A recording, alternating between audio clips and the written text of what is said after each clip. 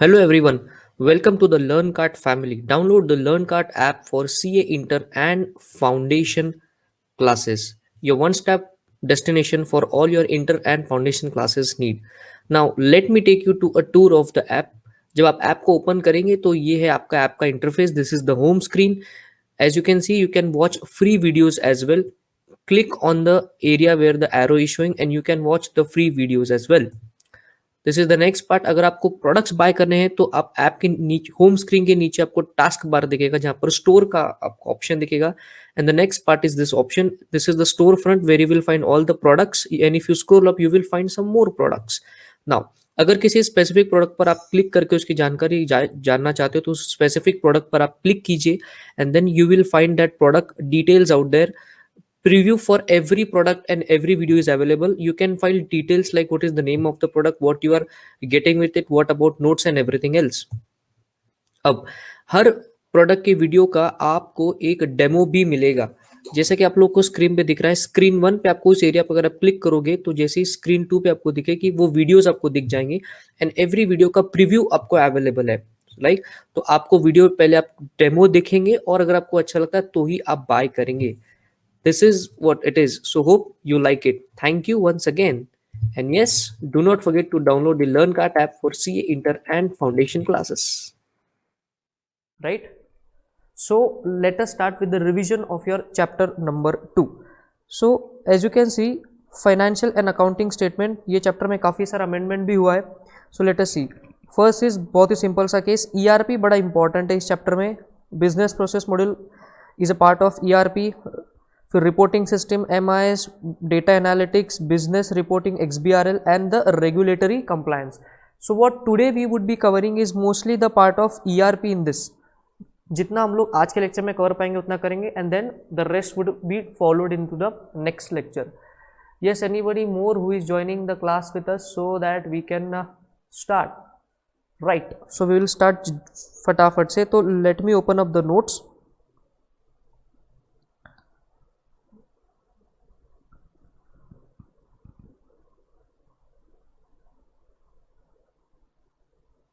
ये रहे आपके चैप्टर 2 के नोट्स. तो सबसे पहले व्हाट इज अ सिस्टम का सिंपल सा डेफिनेशन है small small components working together to achieve a common goal is called as a system. सी देखिए हम लोग उन पार्ट पे ज़्यादा देंगे स्ट्रेस जो एग्जामिनेशन के व्यू पॉइंट से बहुत ज़्यादा इंपॉर्टेंट है. व्हाट इज अ प्रोसेस जो ऑलरेडी हमने चैप्टर 1 के रिवीजन में कवर किया है. अब ये इंपॉर्टेंट है types of data. So there are 2 types of data. एक होता है मास्टर डेटा और एक होता है non master data. Master data मतलब वो टाइप का डेटा होता है जो पहले क्रिएट करते हो आप, जो नॉर्मली चेंज नहीं होता है. और नॉन मास्टर डेटा उसी को हम लोग लेमैन लैंग्वेज में बोलते हैं ट्रांजैक्शन डेटा. राइट, तो मास्टर डेटा वो डेटा है जो आप कोई भी सिस्टम स्टार्ट करने से पहले, आपकी अकाउंटिंग स्टार्ट करने से पहले आप जिस डेटा को क्रिएशन में लगाते हो पहले हम उसको बोलेंगे मास्टर डेटा. और उसके बाद में जो फ्रीक्वेंटली अपडेट होता है या चेंज होता है उसको हम लोग बोलेंगे non master data. So basically master data होते हैं 4 टाइप के. Accounting master data, inventory master data, payroll master data and statutory master data. Accounting master data मतलब कि आप एग्जांपल ले लो कि एग्जांपल लेंगे टैली या कोई भी अकाउंटिंग सॉफ्टवेयर. अगर वहाँ पे आपको आपकी अकाउंटिंग स्टार्ट करनी है देन इन दैट केस आपको पहले वहाँ पे लेजर क्रिएट करने पड़ेंगे. अलग अलग लेजर के ग्रुप आपको क्रिएट करने पड़ेंगे. Capital account, fix asset, unsecured loan, debtor, creditor, mission expenditure, current assets and so on. तो ये जो अकाउंटिंग करने से पहले जो तैयारी आप करते हो that would be part of accounting master data. The next is inventory master data. All things and everything related to inventory मतलब आपके स्टॉक ग्रुप, स्टॉक का नेम, उसका unit of measurement, it is a part of master data. हाँ, उसमें amount वगैरह, quantity वगैरह ये बाद में चेंज होगी बट उसका जो बेसिक नेम है, नामकरण, उसका unit of measurement, litre, millilitre, KGs, quintals, जो भी है it would be part of inventory master data. Payroll master data जैसा कि मैंने लिखा हुआ है ह्यूमन रिसोर्स. इसका ये मतलब है कि आपके जो कंपनी में लोग काम करते हैं उनको आप तो मंथली बेसिस पे सैलरी देने ही वाले हो, तो उनके रिलेटेड कुछ आप इन्फॉर्मेशन तो क्रिएट करोगे ना अपने सिस्टम में. जैसे एम्प्लॉय का नेम, उसका डेट ऑफ बर्थ, फिर वो कौन से डिपार्टमेंट में काम कर रहा है, उसकी सैलरी कितनी है, उसका PF वगैरह कितना कटना है. तो बेसिकली पूरा ह्यूमन रिसोर्स के रिलेटेड जो एक मास्टर डेटा आप क्रिएट कर दो that would be a part of payroll master data. And statutory master data मतलब लॉ के कंप्लायंस के लिए भी तो आप कुछ अपने अकाउंट से बनाओगे. जैसे GST के लिए आपने CGST अकाउंट बनाया, SGST अकाउंट बनाया, IGST अकाउंट बनाया, इनकम टैक्स के रिफंड को रिकॉग्नाइज करने के लिए आपने अलग से अकाउंट बनाया, फिर आपका जो एनुअल फाइलिंग का जो भी कुछ खर्चा आपको आता है या फिर जो भी पेनल्टीज आपको लगती है उसके रिलेटेड आपने जो अकाउंट्स बनाए, सो जो भी लॉ के रिलेटेड कुछ अकाउंट्स आप आपके सिस्टम में बनाते हो तो वो जाएगा किसमें, स्टैट्यूटरी मास्टर डेटा। तो बेसिकली मास्टर डेटा के 4 पार्ट कौन कौन से, accounting master data, inventory master data, payroll master data and statutory master data. Non master data के डिस्कशन मैंने ऑलरेडी कर लिया। नॉन मास्टर डेटा का लेमैन लैंग्वेज में नाम होता है ट्रांजैक्शन डेटा। तो बेसिकली ट्रांजैक्शन डेटा कौन सा होता है, एक ऐसा डेटा जो कि बाद में अपडेट होता है। तो पहले दुनिया में मास्टर डेटा आता है, उसके बाद ही क्या आता है, ट्रांजैक्शन डेटा। अब ये कुछ एग्जाम्पल आपके मॉड्यूल में भी दिया हुआ है, तो उसको हमने यहीं पे वापस से रिक्रिएट किया है, तो इसको हम लोग नहीं पढ़ेंगे बिकॉज इस एक एंट्री में कौन सा मास्टर डेटा है कौन सा मास्टर डेटा नहीं है, बस इसको आपको पहचानना है। So it is not that much important. अभी ये वाला पार्ट वाउचर टाइप्स, आपने 11-12 से वाउचर टाइप को सीखा है, सेल्स क्या है, रिसीट क्या है, परचेज क्या है, debit note, credit note and so on. तो ये सारे के सारे वाउचर टाइप के रिलेटेड सारी की सारी इन्फॉर्मेशन है। तो बेसिकली आपको क्या करना है, इसको बस एक बार अपने एंड पे पढ़ लेना है। सर एग्जामिनेशन में इस पर थियोरी क्वेश्चन नहीं आएगा, बट ये इंपॉर्टेंट है आपके एमसीक्यू के एंगल से। इंस्टीट्यूट इस पे एमसीक्यू पूछ सकता है, मतलब वो क्या करेंगे, इस डिस्क्रिप्शन को देंगे और पूछेंगे कि बताइए ये कौन से टाइप का वाउचर है। तो अगर आपको बेसिक नॉलेज आपका 11-12 में बिल्डअप हो चुका है, बट एक बार आपको रीडिंग अपने एंड पे करना है, राइट। तो एमसीक्यू के एंगल से इसको आप पढ़े अपने एंड पे पढ़ोगे। Then we come to the concept of voucher number. Again very simple concept. जरा देखिए, इन्होंने वहाँ पे 4 इंपॉर्टेंट पॉइंट लिखे। सबसे पहला पॉइंट लिखा कि हर वाउचर को नंबर चाहिए। मतलब आप एग्जांपल ले लो कि आपके पास कोई तो सेल का बिल बुक है, तो हर इनवॉइस पे आपका नंबर चाहिए। उसके बाद वो कहते हैं कि जो सारे इनवॉइसेस है वो सीरियली नंबर्ड चाहिए। हर इनवॉइस बुक पे डिफरेंट सीरीज फॉलो होनी चाहिए। मतलब अगर bill book A and bill book 2, तो बिल बुक ए में 1 to 100 बिलिंग है और बिल बुक 2 में 101 से लेके 200, मतलब ये डिफरेंट सीरीज हो गई।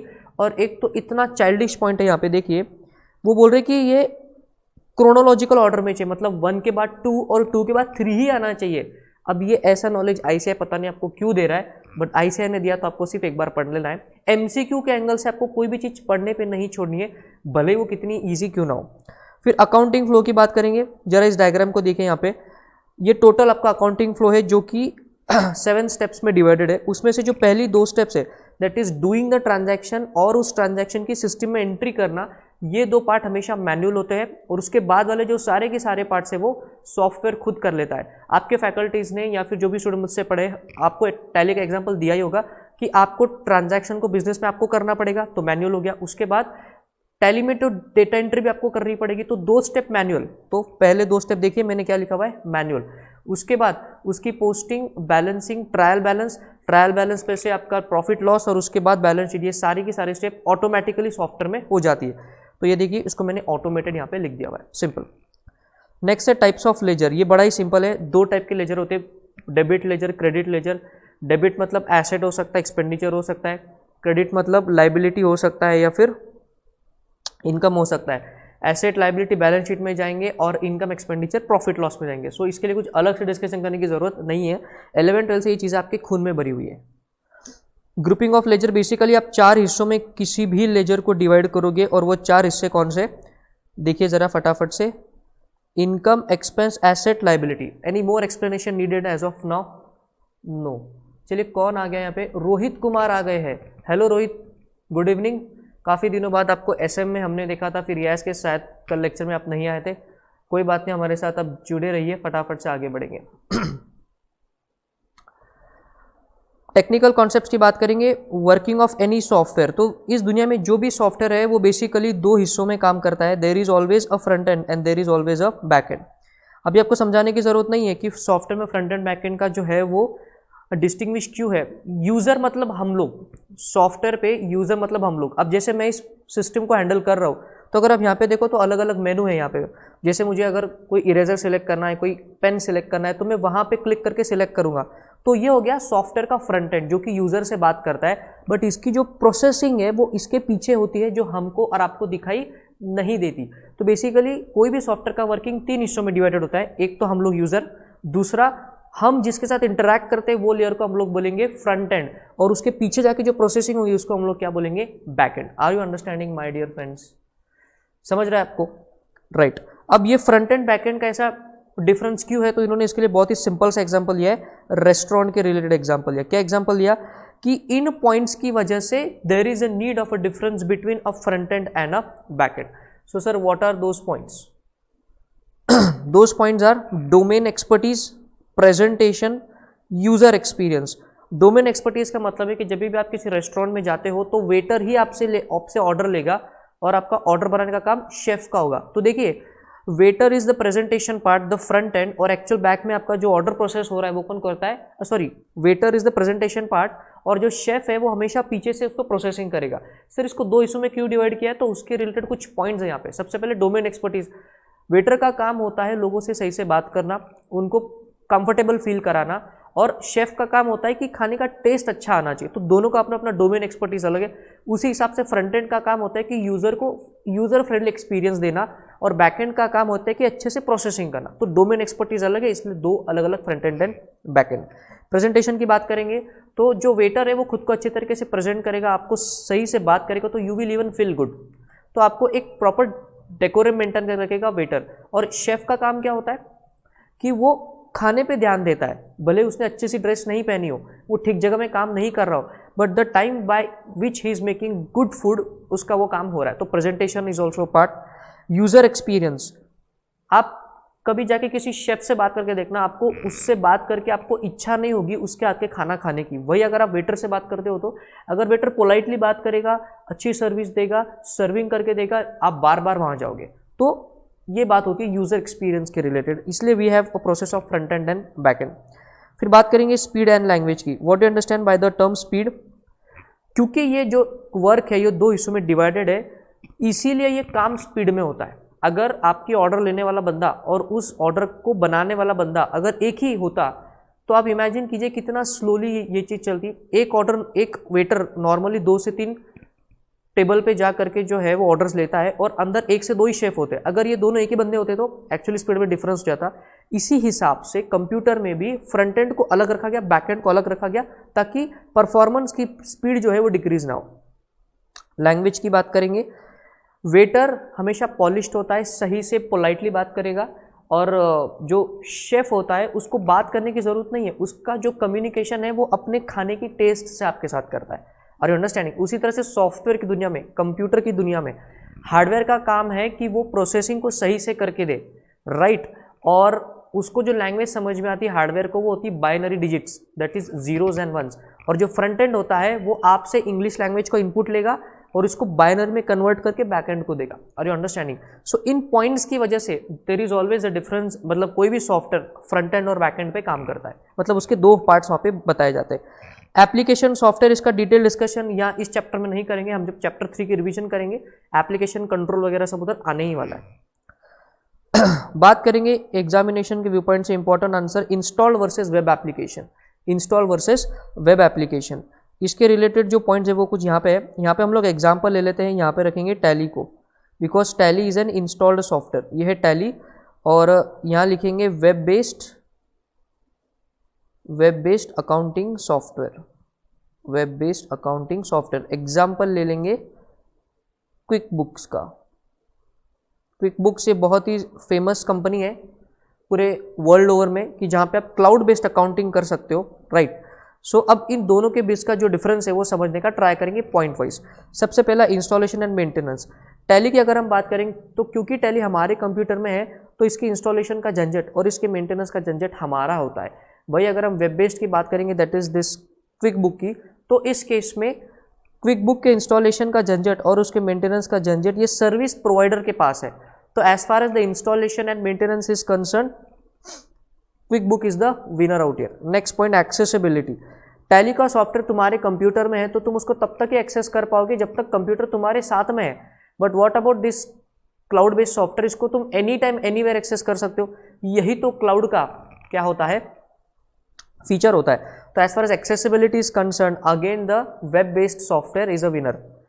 Mobile application. मोबाइल एप्लीकेशन का मतलब है कि क्या आपके स्मार्टफोन में इसका कोई ऐप बन सकता है. तो बेसिकली टैली का ऐसा कोई ऐप अवेलेबल नहीं है कि जहाँ से आप इसको कंट्रोल कर पाओगे, whereas a web based application में उसका एप्लीकेशन मोबाइल में बन जाता है, तो वहाँ से भी आप अपने सॉफ्टवेयर को कंट्रोल कर पाओगे। तो as far as a mobile application is concern, वहाँ पे भी web based is a winner. तो पहले 3 पॉइंट में वेब बेस्ड को थम्स अप मिलता है। कौन कौन सा? Installation, maintenance, accessibility and mobile application. अब जो नेक्स्ट 4 है, उस नेक्स्ट 4 में हम इंस्टॉल्ड सॉफ्टवेयर को देंगे थम्स अप। सबसे पहले बात करेंगे डेटा स्टोरेज की। बेसिकली जो डेटा स्टोरेज है, टैली के केस में जो डेटा स्टोरेज है वो तुम्हारे कंप्यूटर पे रहता है, तुम्हारे कंट्रोल में रहता है, तो उसको एक्सेस करना ईजी है। वही वेब बेस्ड की बात करें तो वो किसी थर्ड पार्टी सर्वर पे वो स्टोर्ड है, तो वो दूर है आपसे, तो आपको एक्सेसिबिलिटी में कभी कभी दिक्कत जो है वो हो सकती है। तो as far as the data storage is concern, install software को हम लोग थम्स अप देंगे। Next is data security. Data security की जहाँ बात आती है, तो अगर आपका डेटा कौन से केस में आपके कंट्रोल में है, तो आंसर है इंस्टॉल सॉफ्टवेयर के केस में, टैली के केस में। बिकॉज मेरा कंप्यूटर मेरे साथ है, डेटा इसी कंप्यूटर में, तो ये मेरे खुद के सिक्योरिटी में। अगर मैं वेब बेस्ड की बात करूँ तो हो सकता है कि वो किसी थर्ड पार्टी के सर्वर पे हो, तो उस सर्वर पे मेरा कंट्रोल नहीं है। अगर वो सर्वर बंद हो गया, बर्बाद हो गया, तो मेरा तो डेटा चला जाएगा। तो as far as the data security is concern, again the installed application को थम्स अप मिलेगा। नेक्स्ट परफॉर्मेंस की बात करेंगे। इंस्टॉल एप्लीकेशन नॉर्मली अच्छा परफॉर्म करेगा as compare to web based application, because in case of install application ये आपके computer पे है, तो इसको कहीं कनेक्टिविटी करके एक्सेस करने की जरूरत नहीं है। वही वेब बेस्ड की अगर हम बात करें तो इसको आपको इंटरनेट के स्पीड के ऊपर डिपेंड करके आप एक्सेस करते हो।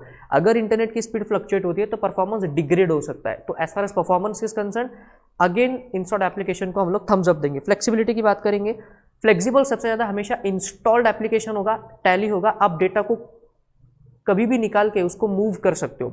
जैसे अगर आपके कंप्यूटर में वायरस हो गया या आपके कंप्यूटर में आपको फॉर्मेटिंग करना है, तो उस केस में आप क्या करोगे, अपने डेटा को वहाँ से ले लोगे, उसका बैकअप ले लोगे और कंप्यूटर को ठीक करा के वापस डेटा को इंस्टॉल करोगे। तो ये होगी flexibility. In case of web based application आपके हाथ में कुछ है ही नहीं, सारा कुछ तो थर्ड पार्टी के हाथ में है, तो आप चाह कर भी कुछ नहीं कर सकते। तो फ्लेक्सिबिलिटी इंस्टॉल्ड एप्लीकेशन में आपके पास ज़्यादा होती है। तो ये जो लास्ट के 4 पॉइंट है, इसमें इंस्टॉल्ड एप्लीकेशन को ज़्यादा थम्स अप हम लोग देंगे।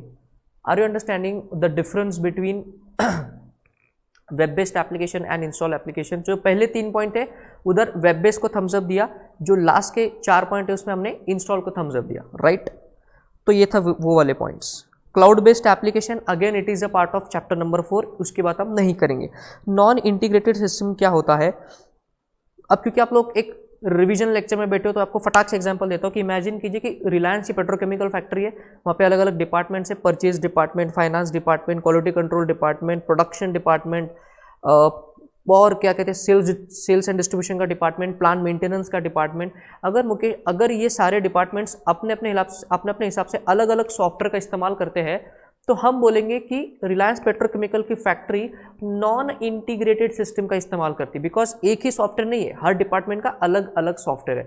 तो अगर ऐसे मिस्टर मुकेश अंबानी को अगर कोई डिसीजन मेकिंग करना होगा, तो फिर उस केस में क्या होगा, नॉन इंटीग्रेटेड सिस्टम में उसको हर डिपार्टमेंट में खुद जा करके डेटा को कलेक्ट करना पड़ेगा और उसके बाद उसको मर्ज करके फिर वो डिसीजन मेकिंग करेगा। तो बेसिकली ये इनकन्वीनियंट है, इसीलिए हम इस्तेमाल करते हैं किसका, इंटीग्रेटेड सिस्टम, या पॉपुलरली हम इसको कहते हैं ERP, जिसका नाम है एंटरप्राइज रिसोर्स प्लानिंग।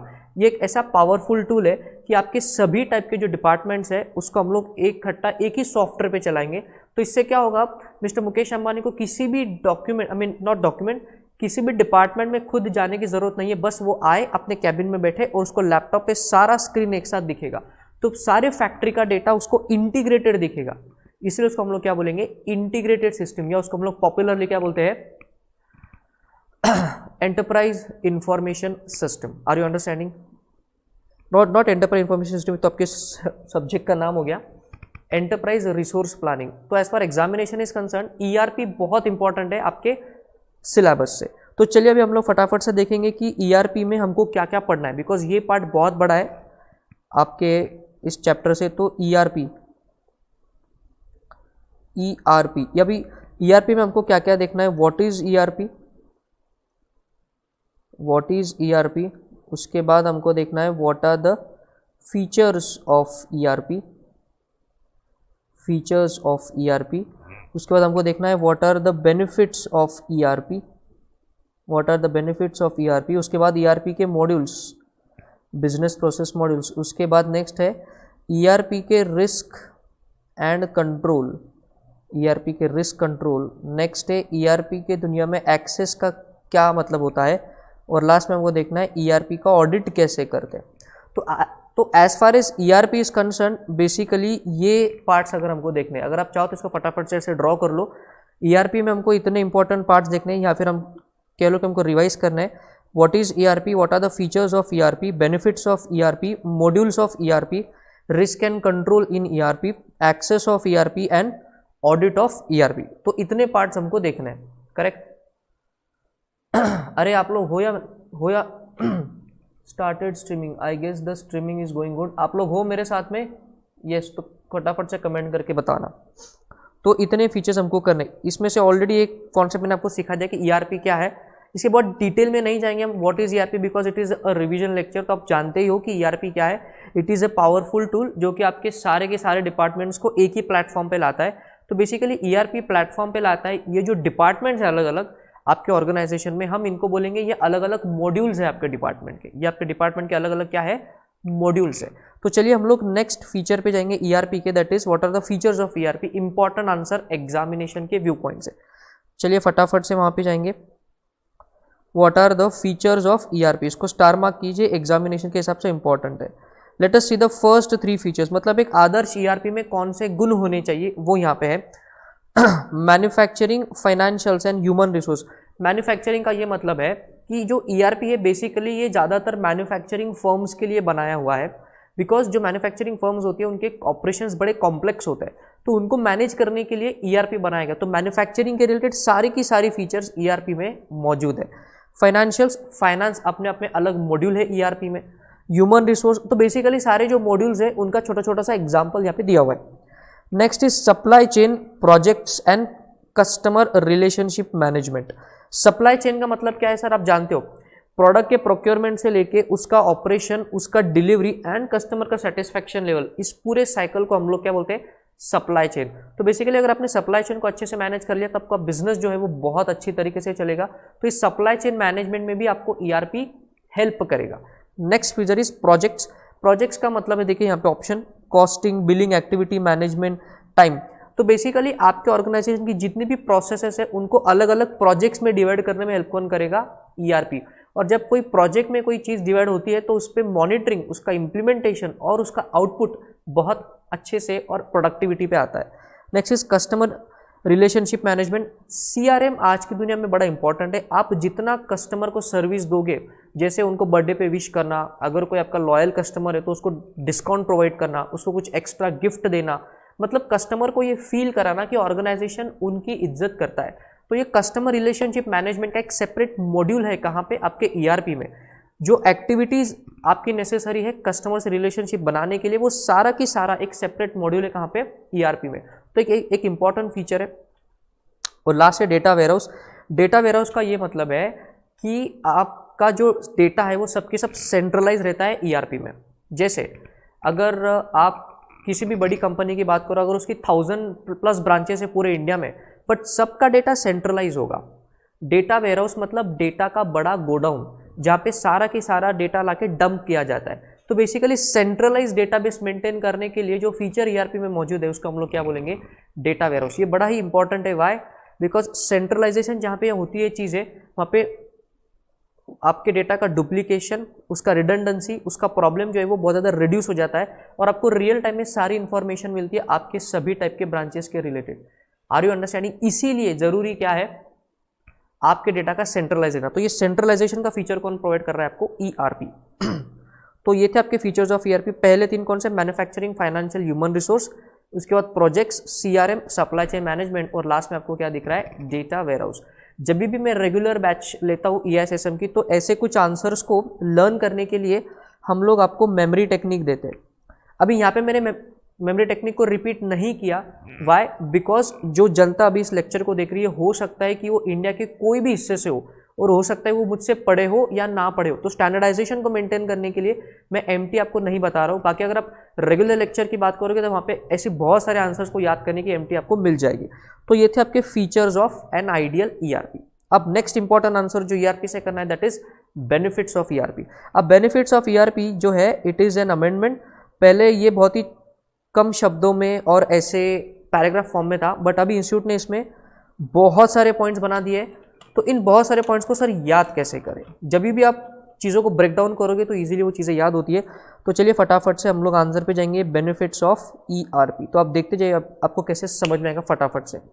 तो आंसर है बेनिफिट्स ऑफ ईआरपी।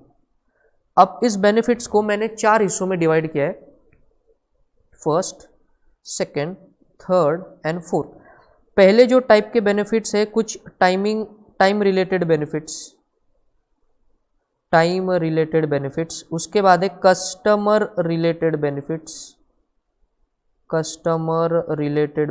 उसके बाद है आपके आईटी रिलेटेड बेनिफिट्स, और नेक्स्ट है ऑर्गेनाइजेशनल बेनिफिट्स। नेक्स्ट है कौन से? Organisational benefits. तो आपके टोटल पॉइंट्स को इन हिस्सों में डिवाइड किया गया, टाइमिंग के रिलेटेड, कस्टमर के रिलेटेड, आईटी के related and organisational benefits. So let us list down कौन सा पॉइंट किधर है। तो टाइम के रिलेटेड अगर मैं बात करूं तो 2 टाइम रिलेटेड बेनिफिट्स है आपको। फर्स्ट है reduced lead time and the next is reduced cycle time. Reduce lead time और reduced cycle time. Reduce lead time जो है वो साइकिल का थोड़ा सा हिस्सा है। मतलब एग्जांपल लोगे, लीड का मतलब है कि नया कस्टमर आना। मतलब जब नया कस्टमर आपके वेबसाइट पे या आपके शॉप पे जब आता है तो हो सकता है कि प्रोडक्ट परचेस करे या ना करे, बट वो आपके शॉप तक आया तो उसको और अंदर ले आना ये आपका काम होता है। तो कस्टमर का आपके वेबसाइट पे, आपके शॉप पे आना इज अ लीड जनरेशन। तो ईआरपी की वजह से फायदा क्या होगा, क्योंकि सारी की सारी आपकी चीजें इंटीग्रेटेड है ना, तो आप कस्टमर को बहुत अच्छी तरीके से इंफॉर्मेशन दे पाओगे। तो बेसिकली वो लीड जो है, जो प्रोबेबल कस्टमर है, वो परमानेंट कस्टमर में कन्वर्ट हो सकता है। तो इसको हम लोग बोलेंगे reduce lead time. Reduce cycle time मतलब ऑर्डर के आने से लेकर के तो उसका पूरा प्रोसेसिंग होके प्रोडक्ट के डिस्पैच और डिलीवरी, इस पूरे को हम लोग बोलते हैं साइकिल टाइम। ये साइकिल टाइम रिड्यूस हो जाएगा अगर आप ईआरपी का इस्तेमाल करते हो। Why? Because all the things are integrated, सबको सारी इंफॉर्मेशन ऑन सिस्टम अवेलेबल है, तो किसी को पूछने की जरूरत नहीं है, तो पूछने में टाइम वेस्ट नहीं होगा, फटाफट से इंफॉर्मेशन प्रोसेस हो जाएगी। तो टाइमिंग के रिलेटेड ये 2 बेनिफिट्स। नेक्स्ट है कस्टमर रिलेटेड। सबसे बड़ा बेनिफिट है कस्टमर सेटिस्फैक्शन। इसका ये मतलब है कि कस्टमर के साथ आपके रिलेशन बने रहेंगे। मैंने आपको बताया, हमने फीचर में देखा CRM, कस्टमर रिलेशनशिप मैनेजमेंट का फीचर है। तो बेसिकली वो फीचर रहने की वजह से कस्टमर के साथ आपके अच्छे ताल्लुकात बने रहेंगे। एंड यस, एक बार कस्टमर के साथ ताल्लुकात बन गए तो कस्टमर आपको सेटिस्फाई रहेगा, जैसे आपके और हमारे जो है वो रिलेशन बन चुके हैं, राइट। तो यह है कस्टमर सेटिस्फैक्शन का बेनिफिट। नेक्स्ट है ऑन टाइम शिपमेंट। नॉर्मली क्या होता है, इन केस ऑफ बिग ऑर्गेनाइजेशंस, आपने बहुत सारे वीडियोस यूट्यूब पे देखे होंगे, या फिर एक एग्जांपल ले लो Flipkart, Amazon and so on. इनके केस में टाइमली शिपमेंट होना बहुत जरूरी है, बिकॉज अगर टाइमली प्रोडक्ट का डिलीवरी नहीं होगा तो कस्टमर नाराज हो जाएगा। तो टाइमली प्रोडक्ट की डिलीवरी के लिए ना बहुत चीज़ें इंपॉर्टेंट है। प्रोडक्ट की इंफॉर्मेशन, ऑर्डर कब आया, ऑर्डर किस क्वांटिटी में आया, कौन से प्रोडक्ट के रिलेटेड आया, फिर उसको अलग अलग डिपार्टमेंट से लिंक करके और फिर प्रोडक्ट को टाइमली शिप करना, ये सब चीज़ें तभी फास्ट हो पाएंगी जब आपके पास सारी इंफॉर्मेशन इंटीग्रेटेड है। तो इंटीग्रेटेड किधर है? ईआरपी में, इसलिए ये बेनिफिट आपको मिलेगा। तो कस्टमर के रिलेटेड ये 2 बेनिफिट। टेक्नोलॉजी रिलेटेड बेनिफिट्स देखिए, सबसे पहला बेनिफिट है इंफॉर्मेशन इंटीग्रेशन। इंफॉर्मेशन का इंटीग्रेशन मतलब आपकी इंफॉर्मेशन सेंट्रलाइज्ड है, और जहाँ पे सेंट्रलाइजेशन होता है वहाँ पे फटाफट से एनालिसिस भी हो जाता है और फटाफट से डिसीजन मेकिंग भी हो जाता है। तो इंफॉर्मेशन इंटीग्रेशन का फर्स्ट बेनिफिट। नेक्स्ट है इंफॉर्मेशन प्रोसेसिंग, इंफॉर्मेशन एक्यूरेसी। क्योंकि इंफॉर्मेशन सेंट्रलाइज्ड है और आपके ईआरपी में बहुत सारे कंट्रोल्स भी होते हैं, तो बेसिकली ईआरपी में मिस्टेक्स होने के चांसेस बहुत कम होते हैं। तो आपकी जो इन्फॉर्मेशन है वो बहुत ज़्यादा एक्यूरेट होगी, और जो इन्फॉर्मेशन जब एक्यूरेट होती है तो डिसीजन मेकिंग भी सही होता है। Are you understanding? आपको होता क्या है कि आप इस चीज़ को इमेजिन नहीं कर पाते, बिकॉज आपने जो दुनिया देखी ना वो बहुत छोटी है, राइट। इस बात को जरा समझो। बट इमेजिन करना कि 3 लाख स्क्वायर फीट का अगर किसी का सिर्फ मटेरियल का गोडाउन है, उस 3 लाख स्क्वायर फीट के उस गोडाउन में से छोटे से पार्ट में छोटे से प्रोडक्ट को निकालना और उसको प्रॉपरली शिप करना, इसमें बहुत टाइम लगता है। सही इमेजिन करो, बहुत टाइम लगता है। तो इसके लिए इंफॉर्मेशन एक्यूरेट चाहिए। तो एक्यूरेट इंफॉर्मेशन कहाँ से आएगी? आपके ईआरपी से, राइट। तो और लास्ट में use of latest technology. Use of latest tech. ERP जब भी आप लगाते हो तो ऐसा नहीं कि एक बार आपने परचेज कर लिया फिर वो सॉफ्टवेयर अपडेट ही नहीं होगा, हमेशा सॉफ्टवेयर जो वो अपडेट होते रहता है। और कई बार सॉफ्टवेयर के रिक्वायरमेंट के हिसाब से आपको बहुत सारे इक्विपमेंट्स भी परचेज करने पड़ सकते हैं आपको, कहाँ पे, आपके सिस्टम्स में, आपके फैक्ट्रीज में। तो बेसिकली लेटेस्ट टेक्नोलॉजी को ऑटोमेटिक यूज कहाँ पे होता है, आपके ERP में। Are you people with me as of now? Yes, फटाफट से कमेंट करके बताना, बिकॉज कई बार क्या होता है कि when I am into flow I am not aware whether you are online with me or not। तो फटाफट से कमेंट करना whether you are with us। yes, आगे तो ये थे आपके IT related benefits. Next benefits अब ऑर्गेनाइजेशन के एंगल से बेनिफिट। सबसे बड़ा बेनिफिट है दो टाइप का इम्प्रूवाइजेशन, इम्प्रूव्ड, दो चीजों में इम्प्रूव होगा। क्या इम्प्रूव होगा? एक होगा improved of resource utilisation and the next is improved supplier performance। Resource utilisation का मतलब है सॉफ्टवेयर की वजह से ऑप्टिमम यूटिलाइजेशन ऑफ रिसोर्सेज होता है, बिकॉज इफिशिएंसी आपकी बढ़ जाती है काम करने की, और जब प्रोडक्टिविटी इफिशिएंसी बढ़ जाती है तो ऑटोमेटिकली जो रिसोर्सेज आपने लगाए उसका यूज जो है वो बहुत ज़्यादा ऑप्टिमम होता है, और यही तो हम चाहते हैं। नेक्स्ट बेनिफिट है सप्लायर परफॉर्मेंस। बड़े बड़े ऑर्गेनाइजेशन है ना, आपको लगता है कि परचेस करना कितना आसान है, जस्ट आपको शॉप पे जाना है और परचेस करके ले आना है। माय डियर फ्रेंड्स, जब हम लोग मॉड्यूल में जाएंगे ना ERP के, वहाँ पे एक मॉड्यूल है मटेरियल मैनेजमेंट मॉड्यूल, उसमें आपको वो प्रोसेस दिखाई हुई है कि कैसे परचेस काम करता है। तो we have total 7 to 9 steps in big organisation. एक छोटा सा परचेस करने के लिए 7 से 8 स्टेप्स को फॉलो करना पड़ता है, तो इतना कॉम्प्लेक्स प्रोसेस होता है। तो बेसिकली सप्लायर परफॉर्मेंस मतलब right purchase at right quantity at right price, ये सब कुछ पॉसिबल है ERP की वजह से। वाई? क्योंकि सारा कुछ इंटीग्रेटेड है। नेक्स्ट, इम्प्रूव्ड फ्लेक्सिबिलिटी का ये मतलब है ERP गाड़ी के रेल इंजन के जैसा है। अगर किसी एक डिब्बे में खराबी हो गई तो उस डिब्बे को बाहर निकालिए, बाकी की ट्रेन चलती रहेगी, उस डिब्बे को रिपेयर कीजिए और उसको वापस उस ट्रेन में फिट कर दीजिए आप, तो ट्रेन वापस से चलेगी। तो फ्लेक्सिबिलिटी है आपके पास अगर आप ERP की बात करो। Not only in case of maintenance but also working of ERP is very flexible. So ये थे पहले 3 बेनिफिट ऑर्गेनाइजेशन के रिलेटेड, और लास्ट 2 है रिड्यूस्ड क्वालिटी कॉस्ट, और नेक्स्ट है better analysis and planning capability. Sir analysis better क्यों होगा? आप इमेजिन कीजिए ना कि अगर आपको, जैसे ये जो रिविजनली जो मैं आपके लिए लेक्चर ले रहा हूँ, बेसिकली ये क्या है, आपके सारे EIS और SM के सिलेबस का एक कंसोलिडेटेड फास्ट ट्रैक रिवीजन आपके लिए ये है।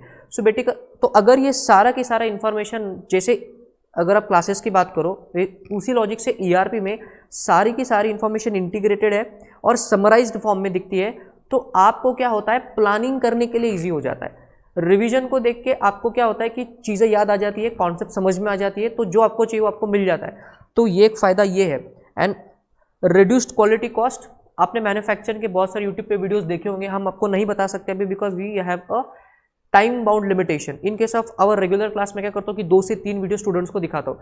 एग्जैक्टली इमेजिनेशन होता है कि कैसे फैक्ट्री में जो है वो चीज़ें काम करती है। तो क्वालिटी कंट्रोल जो डिपार्टमेंट होता है ना, अगर उसमें ERP ना हो तो उसको क्या करना पड़ेगा, बार बार जाके प्रोडक्शन डिपार्टमेंट से बात करो, रॉ मटेरियल के डिपार्टमेंट से बात करो, फाइनेंस के डिपार्टमेंट से बात करो, बिकॉज क्वालिटी कौन से लेवल की चाहिए, क्वालिटी चेक कैसा चाहिए, उसकी क्या प्राइस होनी चाहिए क्वालिटी के हिसाब से, ये सारी की सारी जो है चीज़ें आपको ERP में वहीं की वहीं मिलेंगी। तो इवन आपके प्रोडक्ट की क्वालिटी को मेंटेन करने की जो कॉस्ट आपको आती है वो रिड्यूस हो जाएगी अगर आप ERP का इस्तेमाल करोगे। Are you with me? Rohit Kumar ji कह रहे हो कि सर वीडियो जो है वो रुक रुक के आ रहा है। सी अंडरस्टैंड, कभी कभी जो है वो इंटरनेट कनेक्टिविटी की दिक्कत सी हो सकती है, इसलिए थोड़ा सा कभी प्रॉब्लम जो है वो हो सकता है, तो उतना आपको बेयर करना पड़ेगा। बिकॉज अभी प्रॉब्लम क्या हो रहा है कि due to lockdown internet connectivity थोड़ा स्लो है, because everybody is using internet, तो उसका बैंडविड्थ में कभी कभी जो है वो दिक्कत सी आ जाती है। तो ये थे आपके 4 ERP के benefits, time related, customer related, IT related and organisational benefits. तो ERP के रिलेटेड बेनिफिट जो है वो खत्म होते हैं यहाँ पे। ऊपर के चार्ट्स में जाएंगे। अभी हमको फटाफट से आगे बढ़ना है on the modules in ERP, on the modules in ERP. तो एक बार यहाँ जाएंगे, बहुत सारे मॉड्यूल्स है आपके ईआरपी में, आप जैसे जानते ही हो। क्या बता सकते हो कितने मॉड्यूल है टोटल ईआरपी में?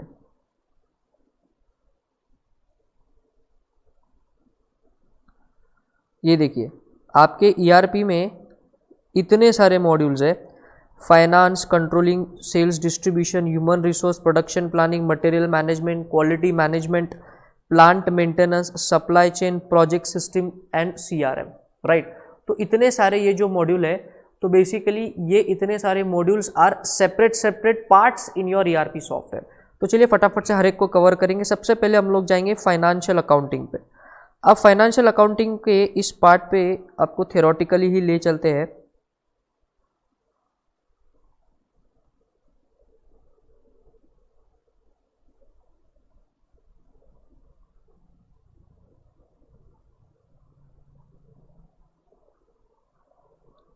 ये आपके फाइनेंस के रिलेटेड मॉड्यूल। तो बेसिकली मैंने क्या किया हुआ है, ये जो पॉइंट्स है इनको 3 पार्ट में डिवाइड किया यहाँ पे। इसका इसी फाइनेंस मॉड्यूल के पॉइंट्स को मैंने 3 पार्ट में डिवाइड किया था। सबसे पहले था बेसिक 1, उसके बाद आएगा बेसिक 2 और बाद में आएगा overall part. Basic 1, basic 2 and overall, in part से हमने पॉइंट्स को डिवाइड किया। तो अगर बेसिक की बात करें तो इसमें 3 पॉइंट आएंगे। फाइनेंशियल अकाउंटिंग ग्लोबल से, financial accounting global settings, financial accounting global settings, I will just note down the points. Financial accounting global settings, उसके बाद general ledger accounting, general ledger accounting and tax configuration and creation, tax configuration and creation. अब इन 3 points का क्या मतलब है? अगर आप एक एमएनसी हो तो आप जिन जिन भी कंट्रीज में आप काम करते हो, तो उन कंट्रीज के अकाउंटिंग के हिसाब से सबसे पहले तो आपके अपने अकाउंट्स को सेट करना पड़ेगा। सो सबसे पहला पॉइंट है बेसिक में, सबसे पहला बात अकाउंट्स की सेटिंग कर लो। उसके बाद जनरल लेजर की अकाउंटिंग, मतलब जो भी generally accepted principle of accounting है आपको फॉलो करने हैं। And the third part is tax configuration, simple भाषा में रेगुलेटरी कंप्लायंस के रिलेटेड जो भी आपको मास्टर डेटा क्रिएट करना है, चैप्टर के स्टार्टिंग में हमने देखा था, वो पार्ट यहाँ पे आएगा। तो बेसिकली ये एक रिविजनरी लेक्चर है। तो फाइनेंशियल अकाउंटिंग के पॉइंट्स को मैंने आपके लिए डिवाइड कर दिया ताकि आपको चीज़ें समझ में आ जाए। Next is basic 2। अब इस बेसिक 2 में क्या क्या आएगा? Asset accounting, assets accounting, liability accounting, accounting of receivables and accounting of payable. तो बेसिक 2 में क्या आएगा? इन 4 टाइप के अकाउंटिंग की आपको सेटिंग करनी पड़ेगी। कौन कौन सी? Asset, liability and receivables and payables. तो ये आ गया बेसिक 2 में। और जो ओवरऑल पार्ट है that is tracking flow, tracking flow of financial data, tracking flow of financial data. So what do you understand by the term tracking flow? In case of big organisation एक accountant सारी entries नहीं करता। कुछ लोग होंगे जो सिर्फ sales की एंट्री करेंगे, कुछ ग्रुप ऑफ पीपल होंगे जो सिर्फ डेटर के रिलेटेड एंट्रीज करेंगे, कुछ होंगे ग्रुप ऑफ पीपल जो सिर्फ एक्सपेंडिचर के रिलेटेड एंट्रीज करेंगे। ऐसे आपकी अकाउंटिंग पार्ट पार्ट में डिवाइड होती है। तो बेसिकली ये पूरा की पूरा फ्लो प्रॉपरली मेंटेन करना होता है और आपको मैन्युअली करने की जरूरत नहीं है। आप इसको प्रॉपरली सुपरवाइज कर सकते हो ईआरपी की मदद से। तो बेसिकली ये सारी जो चीज़ें आपके लिए इंपॉर्टेंट है, ये सारी की सारी ऑलरेडी ईआरपी के फाइनेंशियल अकाउंटिंग के मॉड्यूल में मौजूद है। तो फाइनेंशियल अकाउंटिंग के मॉड्यूल की बात करें तो इतनी चीज़ें वहाँ पे आपके लिए मौजूद है, बहुत ही सिंपल। तो ये था financial and accounting module. Controlling module पे मैं बाद में आऊँगा। सबसे पहले चलते हैं सेल्स एंड डिस्ट्रीब्यूशन मॉड्यूल ना। अभी कौन कौन सी आएंगी चीज़ें सेल्स एंड डिस्ट्रीब्यूशन के रिलेटेड? तो चलिए कुछ पॉइंट्स को समझने का ट्राई कीजिए। नीचे देखिए एक्सप्लेनेशन दिया हुआ है। अब इन पॉइंट्स को मैं आपके लिए यहाँ पे फटाफट से लिखते जाता हूँ ताकि आपको समझ में आ जाए। सेल्स एंड डिस्ट्रीब्यूशन की जब भी बात आएगी तो सबसे पहले पॉइंट्स आएंगे सेटिंग अप कस्टमर डेटा।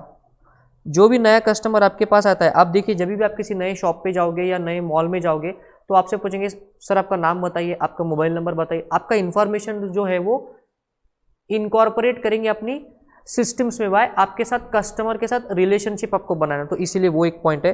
तो it's a part of sales.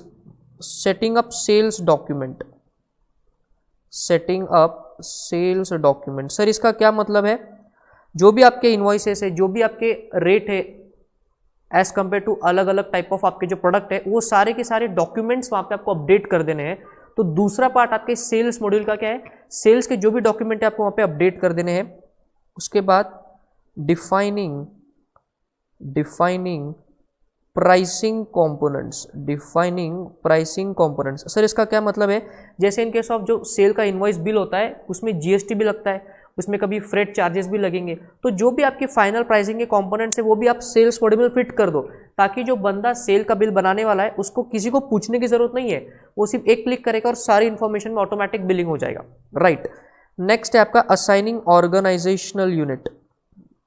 Assigning organisational units, जो भी सेल्स के रिलेटेड जो भी आपके जो डिपार्टमेंट्स काम करेंगे ना सेल्स के लिए, बेसिकली सेल्स के साथ कौन सा डिपार्टमेंट काम करता है? वो होता है मटेरियल मैनेजमेंट का, या कह लो इन्वेंट्री स्टॉक मैनेजमेंट का, बिकॉज इन्वेंट्री डिपार्टमेंट में जितना स्टॉक है उतना ही तो आप सेल कर पाओगे। तो ये ऑर्गेनाइजेशनल यूनिट जो है, जो सेल्स से रिलेटेड है, वो सेल्स को अटैच किए जाते हैं इलेक्ट्रॉनिकली। रियल लाइफ में डिपार्टमेंट अलग है, बट ईआरपी में वो सारे एक साथ है। तो ये कुछ पॉइंट्स है आपके सेल्स एंड डिस्ट्रीब्यूशन से रिलेटेड। और इस डायग्राम से तो आपको आइडिया आ ही रही है कि कस्टमर का ऑर्डर आएगा, फिर आप उसकी प्रोसेसिंग करोगे, उसको डिस्पैच करोगे और कस्टमर को होगी डिलीवरी। तो ये सारी की सारी जो प्रोसेस है, it is a part of sales module, it is a part of sales module. HR module की बात करेंगे।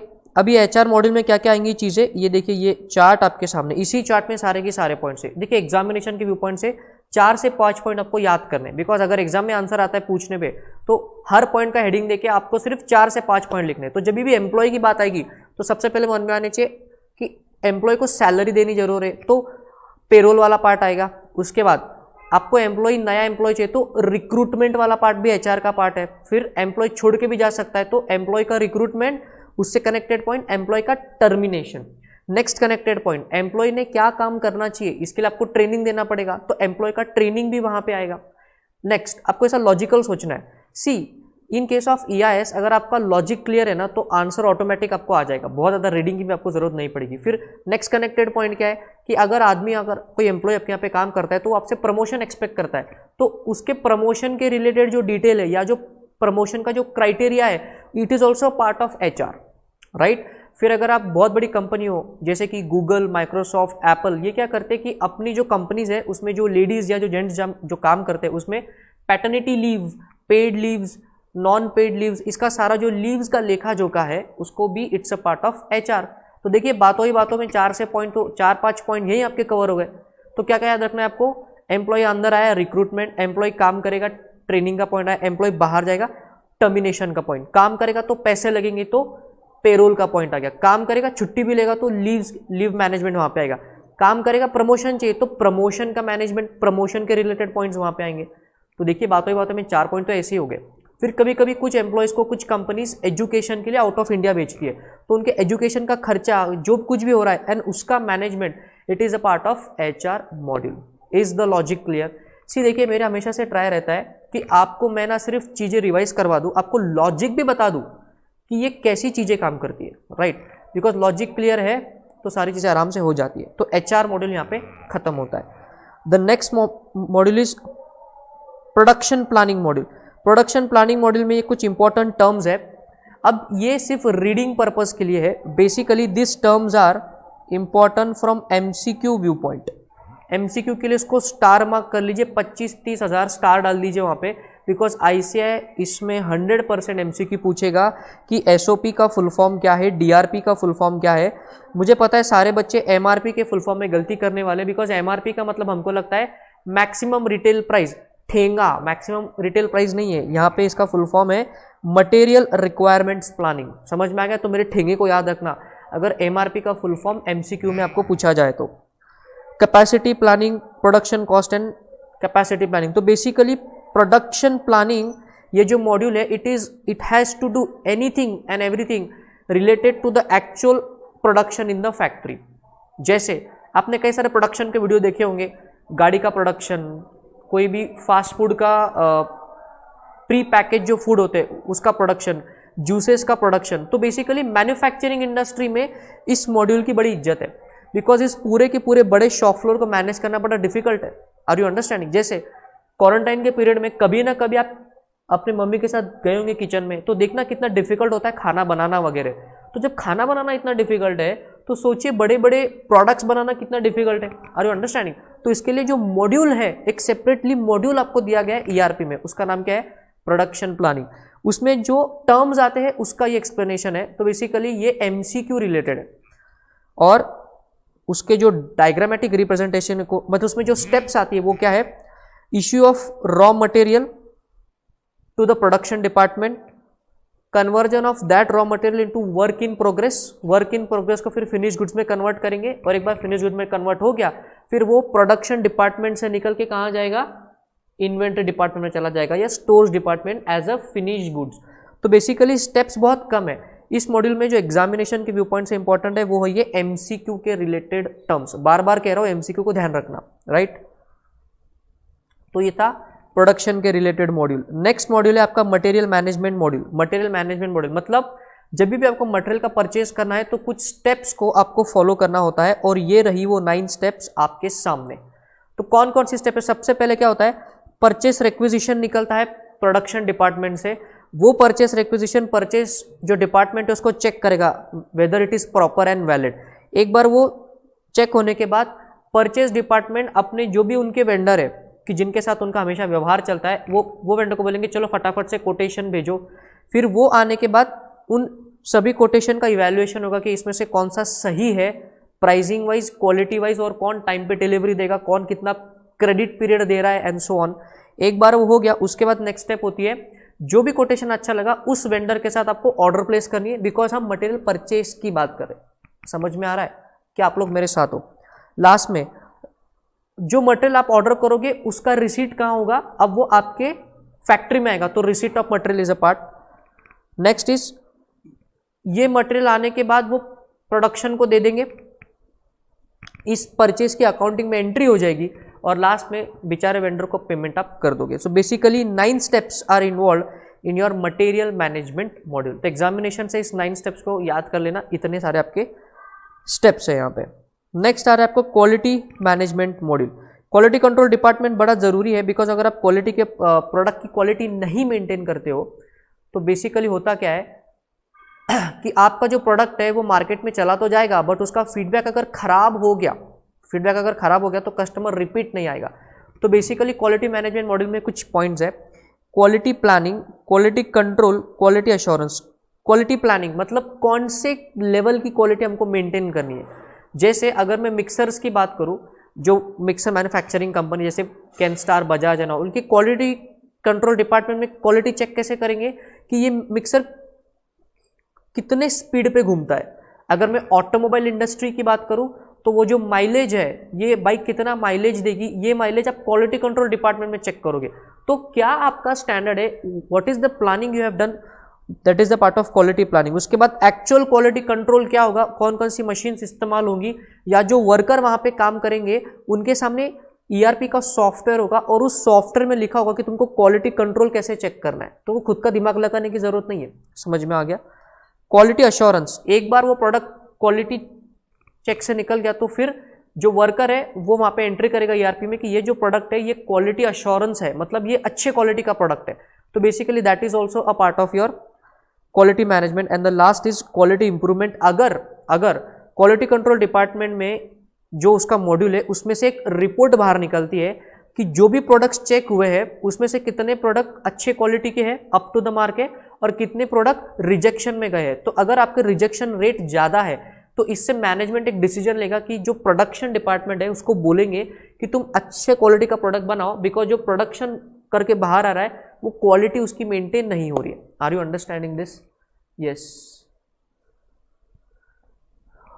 हितेश अलवानी कुछ पूछ रहे हैं, सर एम्प्लॉइज प्रोविडेंट फंड को एचआर के साथ फाइनेंशियल मॉड्यूल से भी लिंक करना होगा क्या? यस, आपको हमेशा एचआर मॉड्यूल जो है वो फाइनेंस के साथ लिंक करना होगा, बिकॉज अगर आप देखो, सॉरी हितेश, आपका जो आंसर अभी जो क्वेश्चन है मैंने लेट उसको रीड किया। बेसिकली आपका जो एचआर का रिलेटेड काम है ना वो फाइनेंशियल मॉड्यूल के साथ होता ही है। अगर आप integration of modules with other modules, ये पार्ट आने वाला है चैप्टर के बाद, आई मीन इस मॉड्यूल्स के बाद में, वह हम लोग देखने ही वाले कि आपके HR का मॉड्यूल फाइनेंस के मॉड्यूल के साथ काम करेगा। तो ये था आपका quality management module. The next one is plant maintenance module. ये प्लांट मेंटेनेंस मॉड्यूल ना, it is all has to deal with assets of organization. अब आपको एक सवाल आ रहा होगा कि सर ये इतने बड़े ऑर्गेनाइजेशन में ये एसेट मेंटेनेंस के लिए अलग से मॉड्यूल क्यों दिया गया ERP में? तो माय डियर स्टूडेंट्स, एक बात को ध्यान में रख लो, आप जो अभी तक अकाउंटिंग कर रहे हो उसमें आपने देखा होगा कि जो फिक्स्ड एसेट है वो हो सकती है 10, 15, 20, 25, 50 number of fixed asset, but ऐसी भी कंपनी दुनिया में मौजूद है कि जिनकी 10,000 से ज़्यादा फिक्स्ड एसेट्स है। तो अब इतनी सारी फिक्स्ड एसेट को आप कैसे मेंटेन करोगे मैन्युअली? सॉफ्टवेयर के बिना ये पॉसिबल ही नहीं है।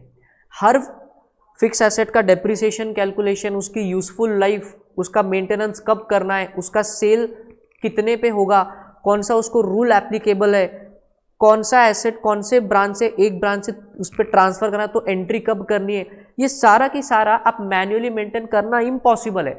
इसलिए इतने बड़े वॉल्यूम पे जो फिक्स एसेट कोई ऑर्गेनाइजेशन क्रिएट कर लेता है तो उस केस में उसको इस टाइप के प्लांट मेंटेनेंस मॉड्यूल का नीड लगता है। तो बेसिकली प्लांट मेंटेनेंस मॉड्यूल का जो नीड है, जो ऑब्जेक्टिव है, वो आपको 3 पॉइंट में दिया हुआ है। Objective of plant maintenance module 3 point बड़े important. To achieve minimum breakdown and to keep the plant in good working condition. Because अगर आप मेंटेनेंस टाइमली करते रहोगे,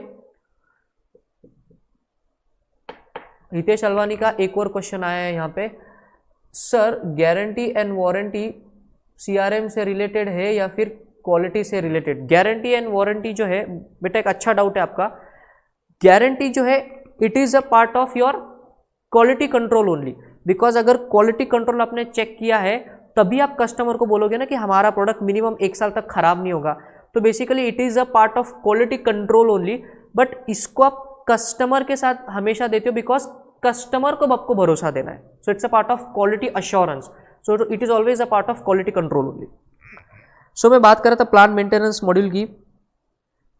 नेक्स्ट ऑब्जेक्टिव है, ये जो आपकी मशीन है इनका ऑप्टिमम यूटिलाइजेशन होना चाहिए। कौन सी मशीन ओल्ड हो गई, कौन सी मशीन अभी न्यू है, last in first out, first in last out, मतलब मशीनरी के रिलेटेड ये सारी इंफॉर्मेशन कहाँ से मिलेगी? प्लांट मेंटेनेंस मॉड्यूल से। और लास्ट, ये जो आपकी मशीन्स है, बिल्डिंग्स है, या जो कुछ भी आपकी एसेट्स है, ये सारी की सारी जो चीज़ें हैं ये हमेशा आपके वर्क के लिए अवेलेबल चाहिए। ऐसा नहीं कि आपको कोई नया अपॉर्चुनिटी आया, नया प्रोडक्ट का ऑर्डर आया, आप मशीन के पास गए और पता चला कि अरे इसका तो मेंटेनेंस ही बचा है, तो बिजनेस हाथ से निकल जाएगा, मेंटेनेंस में आपका खर्चा चला जाएगा।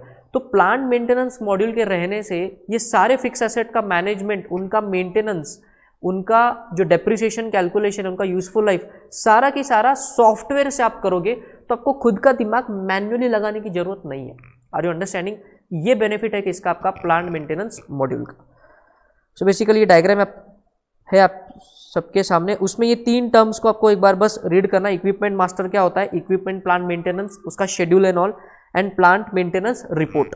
तो ये था आपका प्लांट मेंटेनेंस के रिलेटेड मॉड्यूल।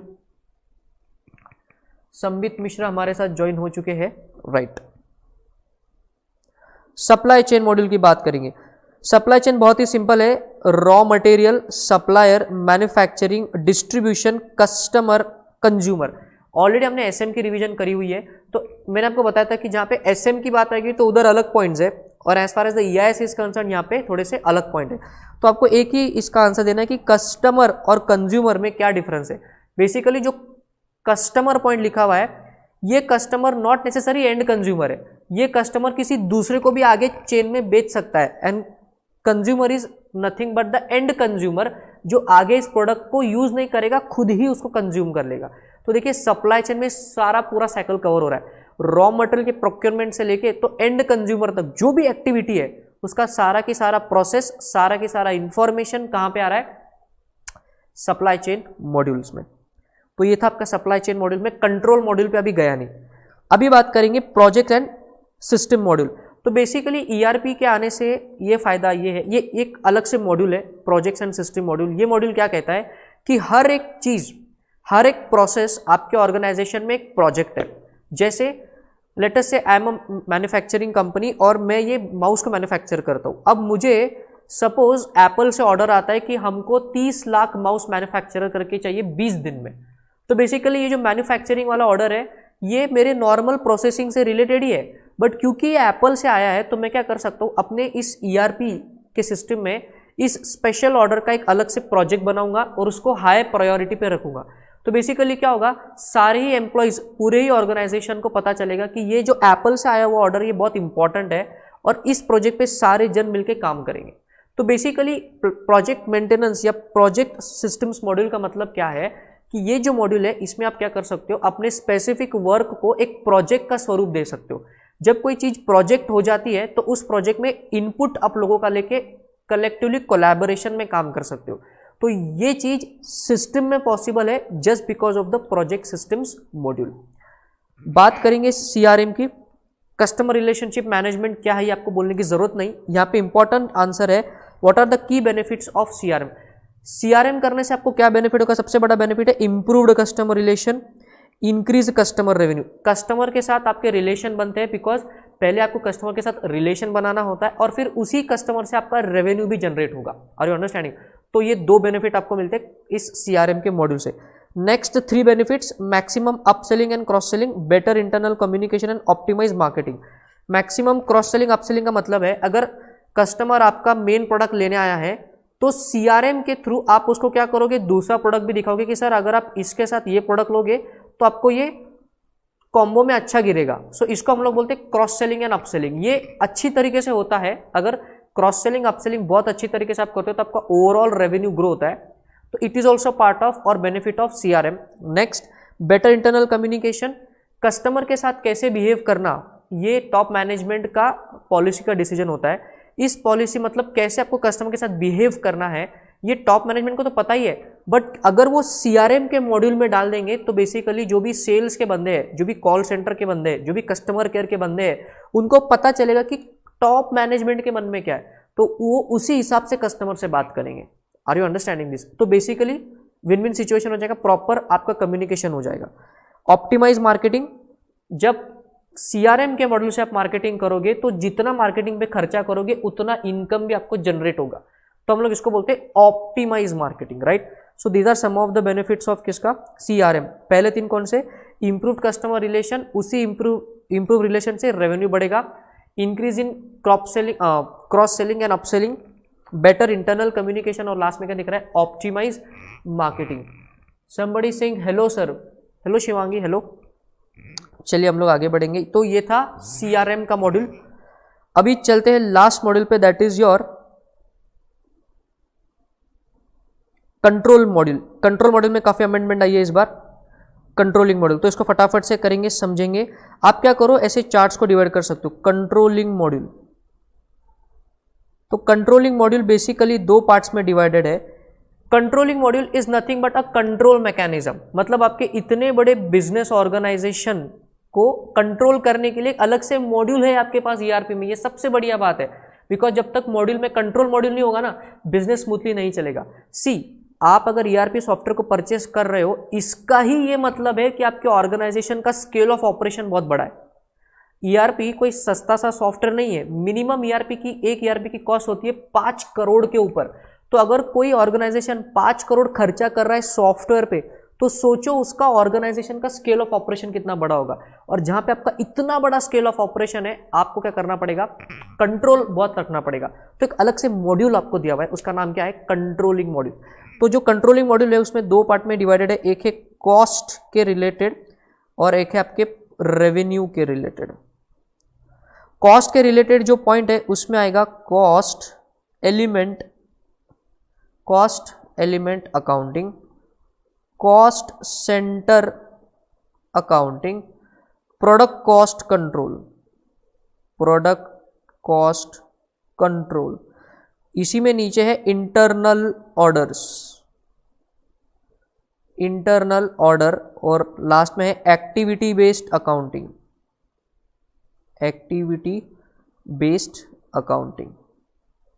तो ये हो गए आपके कॉस्ट के रिलेटेड इतने सारे पार्ट्स।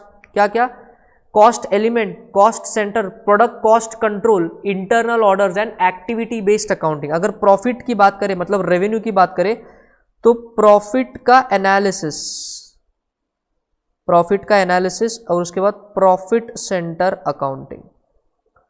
Profit centre accounting. तो बेसिकली कंट्रोल मॉड्यूल में आपके इतने पार्ट है, कौन कौन से? आई गेस प्रॉपर से लाइव स्ट्रीम हो रहा है and it is happening in a good way. Cost के रिलेटेड कौन कौन से? कॉस्ट एलिमेंट, कॉस्ट सेंटर, आगे बताइए मेरे साथ, आप रिपीट कर सकते हो। Cost element, cost centre, product cost control, internal order, activity based accounting and in case of revenue दो है आपके पास, प्रॉफिट का analysis and profit centre accounting. तो बेसिकली ये जो टूल्स है ये आपके ऑर्गेनाइजेशन को कंट्रोल करने में काम करेंगे। तो ये टूल्स मौजूद है as a separate module in your ERP। Examination से के हिसाब से ये आंसर बड़ा इंपॉर्टेंट है बिकॉज ये एक लेटेस्ट अमेंडमेंट है ICAI की तरफ से आपके सिलेबस में, तो एग्जामिनेशन के लिए ये आंसर आ सकता है। तो आप इसको फटाफट से क्या करो, स्टार मार्क कर लो यहाँ पे। देखिए कॉस्ट एंड रेवेन्यू दोनों पे कंट्रोल चाहिए, सिर्फ प्रॉफिट एंड लॉस अकाउंट के इनकम साइड पे कंट्रोल नहीं है, प्रॉफिट एंड लॉस अकाउंट के आपके एक्सपेंडिचर साइड पे भी कंट्रोल कौन करके दे रहा है आपको? ERP। Are you understanding this? I hope the answer is right. चलिए अभी हम लोग क्या करेंगे कि आपके चार्ट्स पे आएंगे एक बार। तो ये था आपका चैप्टर नंबर 2 में हमने अब तक खत्म किया है what is non integrated system, फिर हमने खत्म किया what are the types of data, master data, non master data.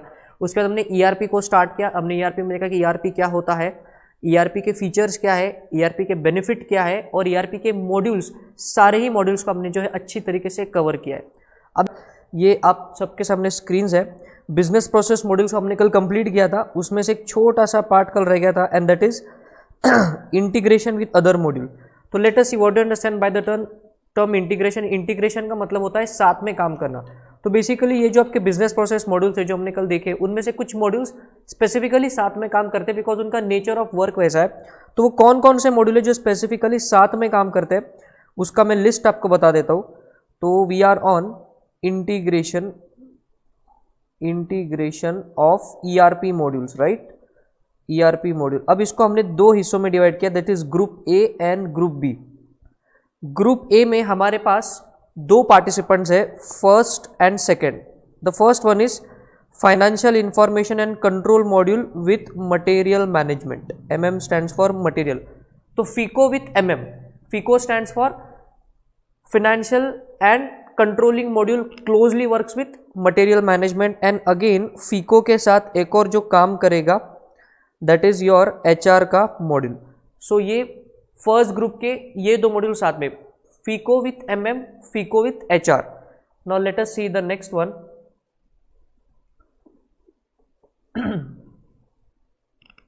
Disturbance है सर? हाँ वरुण, जो डिस्टर्बेंस थी वो अब निकल चुकी है। अब the lecture would be going a bit smooth. चलिए आएंगे। Now let us see next MM with PP। MM अब जो ग्रुप 2 है उसमें मटेरियल मैनेजमेंट इस मॉड्यूल के साथ बाकी के 4 जो है हम लोग यहाँ पे ग्रुप्स बनाएंगे। MM stands with production planning, MM with sales and distribution, MM with quality management and MM with plant maintenance. तो देखिए मटेरियल मैनेजमेंट के साथ वाला ये जो सेकंड ग्रुप में उसमें सब में MM इज कॉमन। MM के साथ कौन है? MM with plant production planning, MM with quality management, MM with sales and distribution and MM with plant maintenance. अब आपके मन में सवाल होगा कि सर ये मटेरियल मैनेजमेंट प्लांट मेंटेनेंस के साथ क्या कर रहा है? तो बेसिकली प्लांट मेंटेनेंस में आपका सारा कुछ फिक्स एसेट के रिलेटेड है। तो कभी कभी फिक्स एसेट को लगने वाले जो स्पेयर पार्ट्स है उसका भी आप एक स्टॉक मेंटेन करके रखते हो and that stock is also maintain as a part of your material management. तो बेसिकली ये दो ग्रुप का इंटीग्रेशन साथ में, FICO के साथ में दो integration MM and HR and the next group इसमें MM के साथ आपके साथ 4 है, production planning, sales distribution, quality management and the last one is plant maintenance. तो यहाँ पे बिजनेस प्रोसेस मॉड्यूल का पार्ट जो है वो खत्म होता है। अब ERP में जो मेन पार्ट बचा है, ये देखिए हमने चार्ट्स को कल ड्रॉ किया था। ERP में जो मेन पार्ट बचा है दैट इज ये ऊपर का चार्ट। अब बात करेंगे risk and control related to ERP और उसके बाद में जाएंगे एक्सेस पे एंड देन ऑडिट पे और फिर चैप्टर का लास्ट पार्ट खत्म करेंगे और आज इस चैप्टर को हम लोग यहीं रिवाइज करके खत्म कर देंगे। So now we go to the risk and control in ERP। Now under risk and control of ERP I have to draw some charts for you. So फटाफट से देखते जाइए। Risk and control in ERP. ये institute ने amendment किया था नया वाला, तो जरा इसको आराम से आप देखिए। इसमें people issues, process issues, people issue, process issue, technological risk, technological risk, उसके बाद other implementation risk, other implementation related risk, और उसके बाद है यहाँ पे post implementation risk, post implementation risk. तो बेसिकली ये 4-5 हिस्सों में आपका पूरा डिस्कशन डिवाइडेड है। Risk and control in ERP, जो नया पार्ट आपके आईसीआईएनएस को दिया, इसको फटाफट से रिवाइज करेंगे। तो basically risk and control related to these parts, कौन कौन सा? People issues, process issues, technological issues, implementation के related issues and post implementation के रिलेटेड इश्यूज, राइट। तो अभी बेसिकली यहाँ पे जो आपको आंसर्स दिए हुए, उसमें एक तरफ आपको देखनी है रिस्क, उसके दूसरी तरफ आपको देखने करस्पॉन्डिंग कंट्रोल, और यहाँ पे दिया रहेगा एस्पेक्ट। एस्पेक्ट का मतलब किन पॉइंट्स को लेकर के इस स्पेसिफिक इसमें रिस्क है। हम लोग आपके नोट्स पे जाएंगे तो आपको पूरा आइडिया आ ही जाएगा। हम क्या करेंगे, एस्पेक्ट को देखेंगे, फिर उसके रिलेटेड जो रिस्क है हम लोग उसका भी डिस्कशन करेंगे, और जो कंट्रोल है अगर आप उसको जाके अच्छे से एक बार पढ़ लो तो काम हो जाएगा। वाई? बिकॉज कंट्रोल में एज सच कुछ नया नहीं है डिस्कशन में। एक बार अगर आपको रिस्क का आइडिया आ गया, like if you get an idea about what kind of the risk is there, approximately the corresponding control you can automatically derive. So we won't be revising the control again and again because we have more to emphasize on the risk part. एक बार risk समझ में आएगा तो control automatically समझ में आ जाएगा। So चलिए without wasting any further time, I will directly jump to the first part that is called as people issues. तो basically people issues, इससे वो क्या बोलना चाहते हैं कि अगर आपके ऑर्गेनाइजेशन में आप ERP को लगाते हो तो उस केस में people issues, इसका ये मतलब है कि आपके ऑर्गेनाइजेशन के जो लोग हैं उनको लेकर के ईआरपी के साइड से कुछ रिस्क होगी। वो रिस्क क्या होगी वही हमको देखना है। ये देखिए कुछ इस हिसाब से टेबल्स आपको दिखेंगे। तो सबसे पहला है risk and control related to people issues. तो बेसिकली ये जो डिस्कशन होगा it is all related to the people issue, मतलब जो लोग काम करने वाले आपके ईआरपी सॉफ्टवेयर पे, उनके रिलेटेड क्या रिस्क हो सकती है और उस पर क्या कंट्रोल लगाना है, वो इस आपके डिस्कशन में आएगा। Are we having a good live stream as of now? Yes, this is going good. तो चलिए, अगर आप उसमें एस्पेक्ट की बात करें तो देखिए उसमें सबसे पहला है change management, training, staff turnover, top management support and consultant. Now what you understand by the term change management? Change management का मतलब यह है कि आपने अभी ईआरपी लगाया, हम लोग ऐसा एग्जांपल लेंगे कि आपने नया अभी ईआरपी लगाया है, तो ओल्ड सिस्टम से न्यू सिस्टम में आपको चेंज ओवर होना है। तो ये चेंज ओवर होते वक्त क्या रिस्क हो सकती है कि जो ओल्ड प्रोसेसेस थी जहाँ पे सिक्योरिटी बहुत अच्छी थी, न्यू प्रोसेस को चेंज होते वक्त आप उस सिक्योरिटी कंसर्न्स को नहीं देख रहे हो या आपके एम्प्लॉइज उस सिक्योरिटी कंसर्न को नहीं फॉलो कर रहे, ये रिस्क है। दूसरा, चेंज मैनेजमेंट के टाइम पे आपको क्या करना पड़ता है कि लोगों को ट्रेनिंग देनी पड़ती है। तो देखिए the next point is training. अगर ट्रेनिंग लोगों की प्रॉपर से नहीं हुई तो उनको सॉफ्टवेयर ठीक से यूज नहीं करते आएगा, और अगर सॉफ्टवेयर यूज अगर नहीं करते आएगा ठीक से तो उसमें से रिपोर्ट्स प्रॉपरली जनरेट नहीं होंगे। यह है सेकेंड टाइप के रिस्क। तो सर इसका कंट्रोल क्या रहेगा कि ट्रेनिंग जो है वो रिगरसली होनी चाहिए, सारे एम्प्लॉयज को पूरा अपने डाउट सॉल्विंग का मौका मिलना चाहिए, एक स्पेशल आप टीम लगा दो ट्रेनिंग के related. The next is staff turnover. कई बार क्या होता है जब ऑर्गेनाइजेशन में आप कोई नए चेंजेस लेकर के आते हो तो ह्यूमन नेचर होता है रेजिस्टेंस टू चेंज, मतलब कुछ लोग ऐसे होते हैं कि उनको ऐसा लगता है कि जो चल रहा है बस चल रहा है, जिंदगी वैसी ही चलनी चाहिए, तो इस चेंज को वो एक्सेप्ट नहीं कर पाते और इसी वजह से वो ऑर्गेनाइजेशन को छोड़ के भी जा सकते हैं। Are you understanding? मैं आपको एग्जांपल दे दूं, ऐसा बैंक्स के केस में बहुत हुआ था। That is when all the banks shifted to the core banking solution. तो जो ओल्ड स्टाफ था बैंक का, उनको ये नया जो सॉफ्टवेयर है वो यूज करने में दिक्कत सी आ रही थी, तो कई लोगों ने वॉलंटरी रिटायरमेंट ले लिया था बैंक से। तो ऐसा आपका स्टाफ टर्नओवर बढ़ सकता है, ये रिस्क है। टॉप मैनेजमेंट सपोर्ट, जैसा कि आप लोग जानते हो कि किसी भी ऑर्गेनाइजेशन में टॉप मैनेजमेंट के सपोर्ट के विदाउट कुछ भी हो नहीं सकता। तो अगर टॉप मैनेजमेंट सपोर्ट नहीं करेगा तो ईआरपी का इंप्लीमेंटेशन प्रॉपरली नहीं होगा। टॉप मैनेजमेंट का काम है फंड्स को सप्लाई करना, उस प्रोजेक्ट को अप्रूवल देना, उसका इंप्लीमेंटेशन तो मिडल मैनेजमेंट करेगा। तो बेसिकली पीपल इश्यू में टॉप मैनेजमेंट सपोर्ट क्या कहता है कि टॉप मैनेजमेंट अगर सपोर्ट नहीं करेगा ईआरपी को तो इंप्लीमेंटेशन फेल हो सकता है, ये प्रोजेक्ट सक्सेसफुल नहीं होगा। तो top management is a people ना, वहाँ पे तो नेचुरल पर्सन काम करे, इसलिए पीपल इश्यू में उसको बताया गया। The next part is consultant. कई बार क्या होता है कि ईआरपी लगाने के बाद आपको कंसल्टेंट को वहां पे लगाना पड़ता है। मतलब कोई प्रैक्टिकल लाइफ एग्जांपल देता हूँ कि जब मैं आर्टिकलशिप में था तो मेरे एक क्लाइंट पे ईआरपी का इंप्लीमेंटेशन हो रहा था। उस टाइम पे हमारे फर्म का जो वहाँ पे रोल क्या था कि वी एग्जैक्टली न्यू कि हमारा जो क्लाइंट उसकी रिक्वायरमेंट क्या है, ऑडिट के लिए क्या कंट्रोल्स वहाँ पे लगाने चाहिए, तो हमने वो कंट्रोल्स हम खुद समझ के सॉफ्टवेयर वाले को कम्युनिकेट करते थे। तो basically we are acting as a middle person, जो क्लाइंट की रिक्वायरमेंट टेक्निकल लैंग्वेज में हम लोग सॉफ्टवेयर वाले को समझाते थे और फिर वो उस हिसाब से काम करता था। तो basically we are acting as a consultant out there.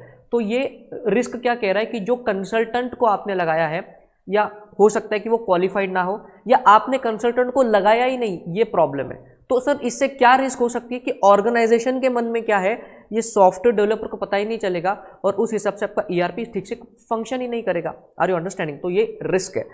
तो इसके रिलेटेड करस्पॉन्डिंग कंट्रोल क्या होगा कि कंसल्टेंट को लगाओ और उसको बोलो कि आपको प्रॉपर मिडिलमैन बनना है ऑर्गेनाइजेशन में और सॉफ्टवेयर वाले में, ऑर्गेनाइजेशन में और सॉफ्टवेयर वाले में। Are you understanding this?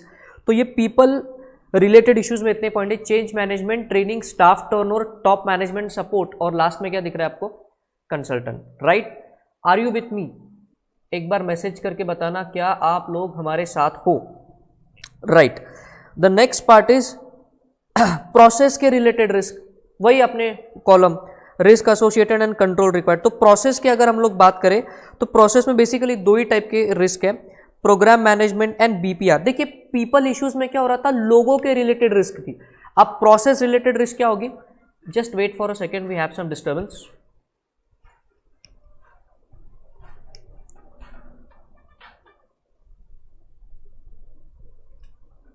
Okay, so we are back. Process related issues मतलब कि आपके ऑर्गेनाइजेशन में जो प्रोसेस चलती है वो ठीक से नहीं चलेंगी, ये रिस्क है। तो उसमें स्पेसिफिकली दो पार्ट है आपके, एक है प्रोग्राम मैनेजमेंट और एक है बीपीआर। प्रोग्राम मैनेजमेंट का ये मतलब है, आराम से देखिए, there could be a possibility of an information gap between the day to day program management activity and ERP enabled functions like material and procurement planning, logistics and manufacturing etc. इसका ये मतलब है कि आपको हमेशा ये सिचुएशन को imagine करना है कि आपने नया ERP अभी लगाया है, आप इसके पहले ओल्ड सिस्टम पे काम करते थे, तो ओल्ड सिस्टम पे कुछ प्रोसेसेस को आप फॉलो करते थे, जैसे लॉजिस्टिक मैनेजमेंट मैनुअल होता था, रॉ मटेरियल का प्रोक्योरमेंट पूरा की पूरा मैनुअल प्रोसेस था। हमने कल के रिवीजन लेक्चर में इसका बहुत अच्छे से डिस्कशन किया है कि मटेरियल मैनेजमेंट मॉड्यूल में कैसी 9 स्टेप्स होती है, तो वो सारी स्टेप्स पहले मैनुअल थी। So that procurement is called a program, that logistic is called a program, जो पहले मैनुअल हो रहा था अब ERP की वजह से वो ऑटोमेट हो रहा है। तो कई बार यहाँ पे जो आप ओल्ड प्रोसेस से कर रहे थे, हो सकता है कि वैसा ही इफेक्ट न्यू प्रोसेस में अभी तक नहीं आया, या आपको वो प्रोसेस ऑटोमेट करने में दिक्कत हो गई। चैप्टर नंबर 1 में हमने देखा था बिजनेस प्रोसेस ऑटोमेशन, उसकी स्टेप्स आपने प्रॉपरली नहीं फॉलो की तो आपका जो प्रोसेस है वो सही से कंप्लीट नहीं होगा। ये रिस्क है। Next is BPR. बीपीआर का फुल फॉर्म है बिजनेस प्रोसेस रीइंजीनियरिंग। ये क्या कहता है कि जब भी आपको ERP लगाना है, इसका मतलब क्या कि आपको ओल्ड सिस्टम से न्यू सिस्टम पे शिफ्ट होना है and you want a dramatic improvement, मतलब 20 से 25% का फायदा नहीं चाहिए हमको, 80 to 90% का फायदा चाहिए। जैसे आप ये जो मेरा रिविजनरी लेक्चर देख रहे हो, इससे आपको पूरा की पूरा मिनिमम 20 to 30 मार्क्स का फायदा एग्जामिनेशन में होना चाहिए, मतलब इतना बड़ा लेवल का फायदा होना चाहिए बीपीआर के हिसाब से, बट ऐसा फायदा नहीं होगा, ये रिस्क है। Are you understanding? तो प्रोसेस मैनेजमेंट में ये प्रोसेस रिलेटेड जो रिस्क है उसमें ये दो टाइप की रिस्क कौन कौन सी? एक है आपकी program management and the next one is BPR.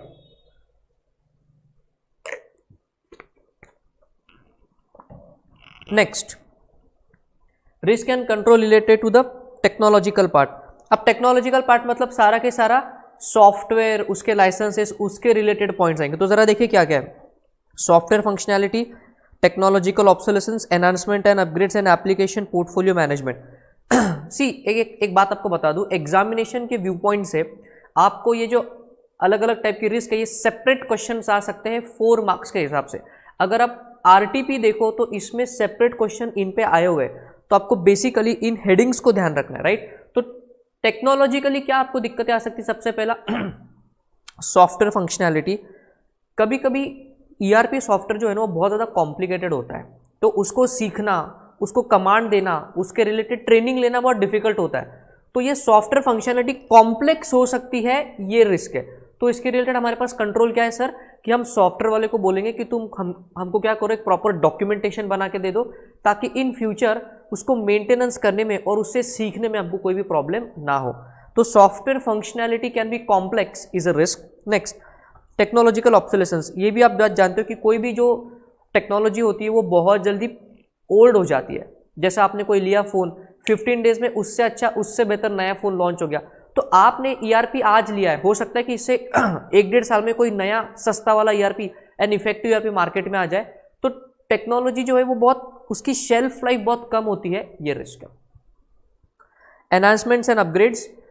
ERP अच्छा तभी काम करेगा जब उसको अपडेट्स आते रहेंगे। जैसे आपका जो स्मार्टफोन होता है, ये जो एंड्रॉइड फोन है, इसमें भी आपके पास अपडेट्स आते हैं। फेसबुक के ऐप पे अपडेट आ गया, व्हाट्सएप के ऐप पे अपडेट आ गया, तो बेसिकली अपडेट्स और जो सिक्योरिटी पैच है वो आते रहना चाहिए। तो ये नहीं आएंगे, ये रिस्क है। तो सर इसका कंट्रोल क्या है, हम जो ईआरपी वाला बंदा है उसको बार बार बोलेंगे हर महीने कि अगर कुछ अपडेट आता है तो हमको भेज दे, हम इसको प्रॉपर से अपडेट करेंगे। तो इस पॉइंट से क्या रिस्क समझ में आती है कि अपडेशन नहीं होगा, ये रिस्क है। तो कंट्रोल क्या है, प्रॉपर मैकेनिज्म लगाओ और सॉफ्टवेयर को अपडेट करो, that's it. Application portfolio management. अब एप्लीकेशन का मतलब क्या होता है, एप्लीकेशन सॉफ्टवेयर मतलब क्या, जैसी नीड वैसा सॉफ्टवेयर।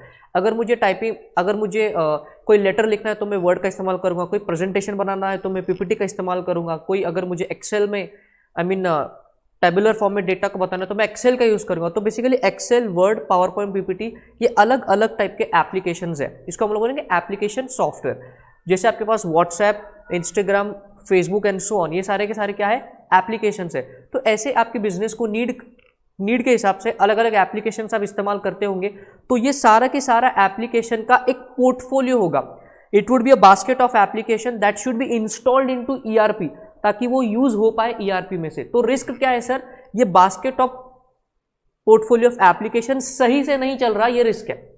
सही से नहीं चल रहा है, ये रिस्क है। तो सर इसके जो करस्पॉन्डिंग कंट्रोल है वो क्या है, यहां पे देखिए, by bringing the light sheer number of application in the current portfolio, IT organization can begin to reduce duplication and complexity. तो बेसिकली जब बहुत सारे एप्लीकेशन हो जाते हैं, जैसे आपके साथ भी होता है कि आपके स्मार्टफोन में अगर बहुत सारे एप्लीकेशन है तो कई बार आपको समझ में नहीं आता कि कौन से एप्लीकेशन का डेटा किधर से है।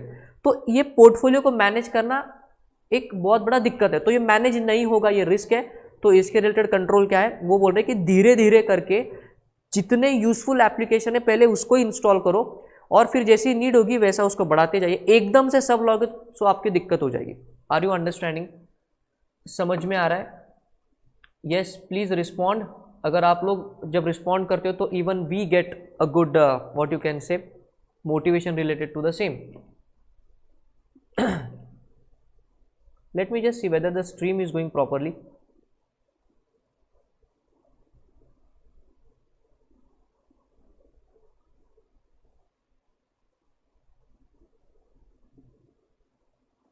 Is it going properly? Yeah, right. So it is going ठीक से। तो ये था आपका control related to technological obsolescence. The next one is implementation के रिलेटेड इश्यूज। अब इम्प्लीमेंटेशन के रिलेटेड इशू में उन्होंने बहुत काफी सारे पॉइंट्स दिए। सबसे पहला दिख रहा है लेंदी टाइम, बहुत ज्यादा आपको लग गया time, insufficient funding, data safety, speed of operation, system failure and data access. Sir what is the meaning of this, जरा देखिए।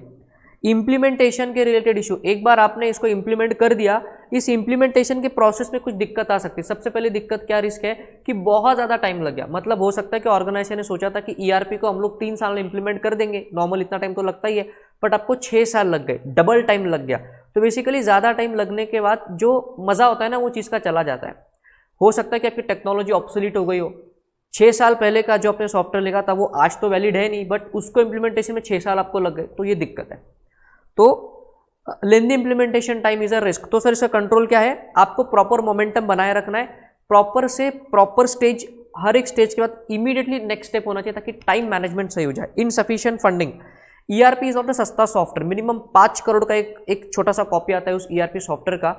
तो टॉप मैनेजमेंट ने बोला था कि पहले हम लोग इसको फंडिंग दे देंगे, बट आज फंडिंग अगर ऊपर से रुक गई तो सॉफ्टवेयर का इंप्लीमेंटेशन सही से नहीं हो पाएगा।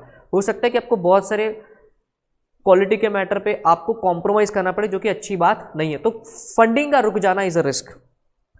नेक्स्ट टाइप की रिस्क है data safety and speed of operation. Data safety देखिए, as there is only one set of data, if the data is lost whole business में come to a stand still.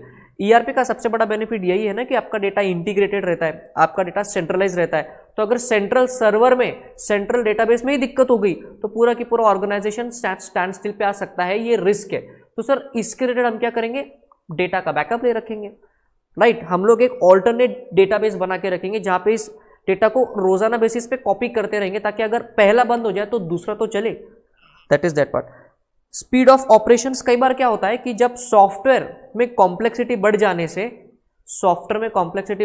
से, आपका speed of doing work कभी कभी घट जाता है। जैसे आईसीआई ने अभी मैनुअल चेकिंग को हटा के वो इलेक्ट्रॉनिक चेकिंग को लाने वाले, बट जो फैकल्टीज का फीडबैक है ऑल ओवर द इंडिया वो ये है कि इलेक्ट्रॉनिक चेकिंग में टाइम लगता है as compare to manual checking. तो बेसिकली कभी कभी होता है सॉफ्टवेयर की वजह से आपका स्पीड ऑफ ऑपरेशन घट जाता है, तो स्पीड ऑफ ऑपरेशन घट जाता है, ये रिस्क है। तो सर इसके करस्पॉन्डिंग कंट्रोल क्या है, this can be control by removing redundant data, use techniques like data warehousing and updating hardware on a continuous basis. और कभी कभी क्या होता है कि बहुत ज्यादा डेटा भर जाने पे डेटा का डुप्लीकेशन भी होता है। जैसे आपके फोन्स में एक ही पोज के आप बहुत सारे फोटोज निकालते हो, बट एक ही रेलेवेंट है ना, तो रिडंडेंट डेटा को निकालते जाओ, आपका कंप्यूटर या आपका सॉफ्टवेयर जो है वो फास्ट चलने लगेगा। The next type is system failure. अब सिस्टम फेलियर की रिस्क जो है वो हर टाइप के इलेक्ट्रॉनिक डिवाइस जो पूरी दुनिया में अवेलेबल है, सभी टाइप के इलेक्ट्रॉनिक डिवाइसेस में सिस्टम फेलियर का रिस्क है। आपके स्मार्टफोन में सिस्टम फेलियर का रिस्क है, मेरे इस कंप्यूटर में सिस्टम फेलियर का रिस्क है, यूट्यूब में भी सिस्टम फेलियर का रिस्क हो सकता है, तो ईआरपी में भी सिस्टम फेल का रिस्क हो सकता है। तो इस रिस्क का कंट्रोल क्या है, proper time to time maintenance करो, प्रॉपर इंटरवल में इसको चेक करते रहो। Are you understanding? Next, data access. Data access की रिस्क मतलब यह है कि आपका डेटा क्योंकि सेंट्रली लोकेटेड है, तो सारे के सारे लोग आपके जो ऑर्गेनाइजेशन में उस डेटा को एक्सेस कर रहे हैं। कभी कभी ऐसा हो सकता है कि आपके ऑर्गेनाइजेशन का सेंसिटिव डेटा किसी अननेसेसरी पर्सन को भी उसका एक्सेस मिल रहा है, तो वो अननेसेसरी पर्सन को एक्सेस अगर मिल रहा है तो ये रिस्क है, बिकॉज वो उस डेटा का मिसयूज कर सकता है। Are you understanding this? तो इसके रिलेटेड करस्पॉन्डिंग कंट्रोल क्या है कि आप डेटा का एक्सेस जो है वो नीड टू नो बेसिस पे रखो, मतलब जिसका जितना रोल है आपके ऑर्गेनाइजेशन में उसके हिसाब से उसको उतना ही डेटाबेस का एक्सेस चाहिए। तो हम लोग इसको टेक्निकली क्या बोलते हैं, need to know basis. Are you understanding? तो आपके इंप्लीमेंटेशन से रिलेटेड क्या है, बहुत ज़्यादा lengthy time of implementation, funding रुक गई आपकी, data safety, speed of operation, system failure and data access के related, right. Varun has asked a question, sir what is data redundancy? Varun, data redundancy का मतलब है डेटा का डुप्लीकेशन। डेटा का duplication हमको अवॉइड करना है, मतलब हमको डेटा का रिडंडेंसी अवॉइड करना है। रिडंडेंसी का मतलब होता है duplication of data, right? Okay, so we are on track. Risk and control related to post implementation. Implementation पूरा हो जाने के बाद क्या रिस्क है कि ईआरपी वाला आपको आफ्टर सेल सर्विस नहीं दे रहा है, ईआरपी वाला आपको आफ्टर सेल सर्विस नहीं दे रहा है। तो अगर आपका सॉफ्टवेयर अटक गया तो उसको ठीक कौन करेगा, डेटाबेस करप्ट हो गया तो उसको ठीक कौन करेगा, नेटवर्क अटक गया तो उसको ठीक कौन करेगा? तो बेसिकली आफ्टर सेल सर्विस नहीं मिलेगी, ये रिस्क है। तो इसका करस्पॉन्डिंग कंट्रोल क्या है, आप उससे एग्रीमेंट कर लो। एनुअल मेंटेनेंस हम लोग उसको बोलते हैं, एनुअल मेंटेनेंस कॉन्ट्रैक्ट, एएमसी, आप उससे एएमसी साइन कर लो ताकि हर साल आप उससे हक से मेंटेनेंस करवा सको। Are you understanding? सो ये थे कुछ रिस्क एंड कंट्रोल या इंप्लीमेंटेशन रिलेटेड जो रिस्क है उसके रिलेटेड जो अमेंडमेंट आई थी आपके चैप्टर में, वो हमने फटाफट से रिवाइज कर ली। ओके, सो अभी बात करेंगे रोल बेस्ड एक्सेस कंट्रोल, आरबीएसी। ये इंपॉर्टेंट पार्ट है इस चैप्टर का। आरबीएसी का मतलब है जैसा आपको ऑर्गेनाइजेशन में रोल है उतना ही एक्सेस आपको मिलना चाहिए। अगर आपका रोल उस ऑर्गेनाइजेशन में अकाउंटेंट का है तो आपको सिर्फ फाइनेंशियल डेटा के या फिर फाइनेंस मॉड्यूल को एक्सेस मिलेगा, आपको प्रोडक्शन प्लानिंग, मटेरियल मैनेजमेंट, इन मॉड्यूल से कोई लेना देना नहीं है। अगर आप प्रोडक्शन डिपार्टमेंट में काम करते हो तो सिर्फ प्रोडक्शन डिपार्टमेंट का डेटा आपको दिखेगा, जैसा आपका रोल है उसी बेस्ड के डेटा का आपको एक्सेस मिलेगा। तो प्रोडक्शन वाले को सिर्फ प्रोडक्शन का डेटा दिखेगा, सेल्स वाले को सिर्फ सेल्स एंड डिस्ट्रीब्यूशन का डेटा दिखेगा। समझ में आ रहा है? क्वालिटी कंट्रोल को सिर्फ क्वालिटी कंट्रोल का डेटा दिखेगा। तो role based access control, access करना मतलब डेटा को रिट्रीव करना। अब चलिए हम लोग एक्सेस को भी देख लेते हैं। एक्सेस इस वर्ड का मतलब भी यहाँ पे इन्होंने दिया हुआ है। एक्सेस का मतलब है ये चार चीजें। पूरे आपके EIS के सिलेबस में जहां कहीं भी एक्सेस ये वर्ड आएगा उसका मतलब चार चीजें। You can create, alter, view and print the file. मतलब जब भी आप अपने पर्सनल कंप्यूटर में किसी एक्सेल फाइल को ओपन करते हो, किसी PPT को ओपन करते हो, और अगर ये चार चीज आप करते हो तो हम बोलेंगे कि आपको एक्सेस मिला है। You can create a file, you can modify a file, उसको बोलेंगे alter, you can view that file and you can even print that file. तो एक्सेस मतलब चार चीजें, फाइल को क्रिएट करना, उसको देखना, उसमें मॉडिफिकेशन करना और उसको प्रिंट करना। तो ये चार चीजें आती है एक्सेस में। अब आपके रोल बेस्ड एक्सेस कंट्रोल में आप क्या कर सकते हो, आपके एम्प्लॉयज को सिर्फ व्यूइंग का एंड प्रिंटिंग का राइट दे सकते हो। मतलब अब इस चार चीजों में से एम्प्लॉय के रोल के हिसाब से उसमें से कुछ पार्ट को निकाल सकते हो और सिर्फ कुछ पार्ट्स को रख सकते हो। जैसे फाइनेंशियल डेटा की एंट्री हेड अकाउंटेंट करेगा, बट जो क्लर्क होगा उसको सिर्फ व्यूइंग एंड प्रिंटिंग का राइट होगा। वो ना ही फाइल को क्रिएट कर सकता है, ना ही उसमें मॉडिफिकेशन कर सकता है। Are you understanding? तो एक्सेस के जो चार स्टेप है इसमें आप क्या कर सकते हो, अपने हिसाब से उसको चेंज कर सकते हो। तो ये था एक्सेस के रिलेटेड पॉइंट एंड RBAC के रिलेटेड पॉइंट्स। अब जो इंपॉर्टेंट पार्ट हमको ERP से करना है, that is audit of ERP systems in chapter number 2। दो टाइप का ऑडिट करोगे आप, मतलब दो एरिया में ऑडिटिंग करोगे, auditing of data and auditing of processes. Auditing of data में भी we have two parts, physical safety and access control. जब आप डेटा का ऑडिट करना, अभी ऑडिट क्या होता है ये आप जानते हो, ऑडिट क्या होता है ये आप जानते हो। तो जब डेटा को ऑडिट करोगे तो दो अप्रोच है। फिजिकल सेफ्टी ऑफ डेटा, जाके देखो कि क्या वो डेटा फिजिकली सेफ है, क्या उसको अनऑथोराइज्ड पर्सन एक्सेस तो नहीं कर रहा है। Are you understanding? And what is this access control? Role based access control properly implemented है कि नहीं, मतलब अकाउंटेंट को फाइनेंशियल का ही डेटा दिख रहा है कि नहीं वो चेक करो, प्रोडक्शन को सिर्फ प्रोडक्शन का डेटा ही दिख रहा है कि नहीं ये जाके चेक करो। Are you understanding this? Auditing of processes. Now what do you understand by the term auditing of processes? इसका मतलब not only the data, because आपका ERP है ये एक्टिविटी एनेबल्ड सॉफ्टवेयर है, मतलब आपका जो भी मैनुअल प्रोसेसेस है आपने उसको पूरा की पूरा ऑटोमेट किया है, तो प्रोसेसेस का भी ऑडिटिंग करना जरूरी है। तो उसमें क्या आ रहा है, फंक्शनल ऑडिट, और नेक्स्ट है इनपुट वैलिडेशन।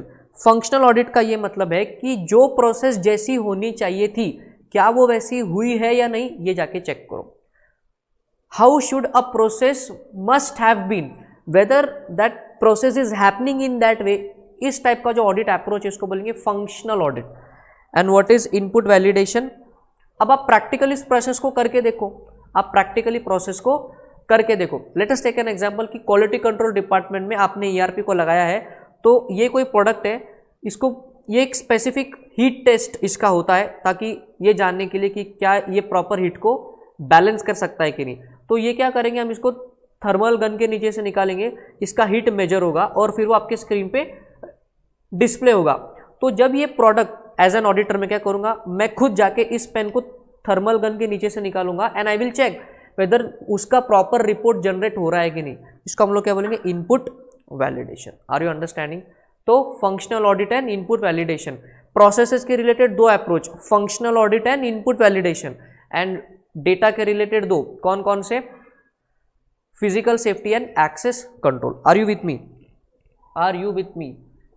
जो भी आपके डाउट है वो आप लोग क्या कर सकते हो कि फटाफट कमेंट करके हमको बता सकते हो, ताकि हम लोग जो है वो आपके डाउट्स को लाइव इस टीचिंग में या कह लो कि लाइव इस रिवीजन में फटाफट से हम लोग सॉल्व कर पाए। Are you understanding this? Right. तो चलिए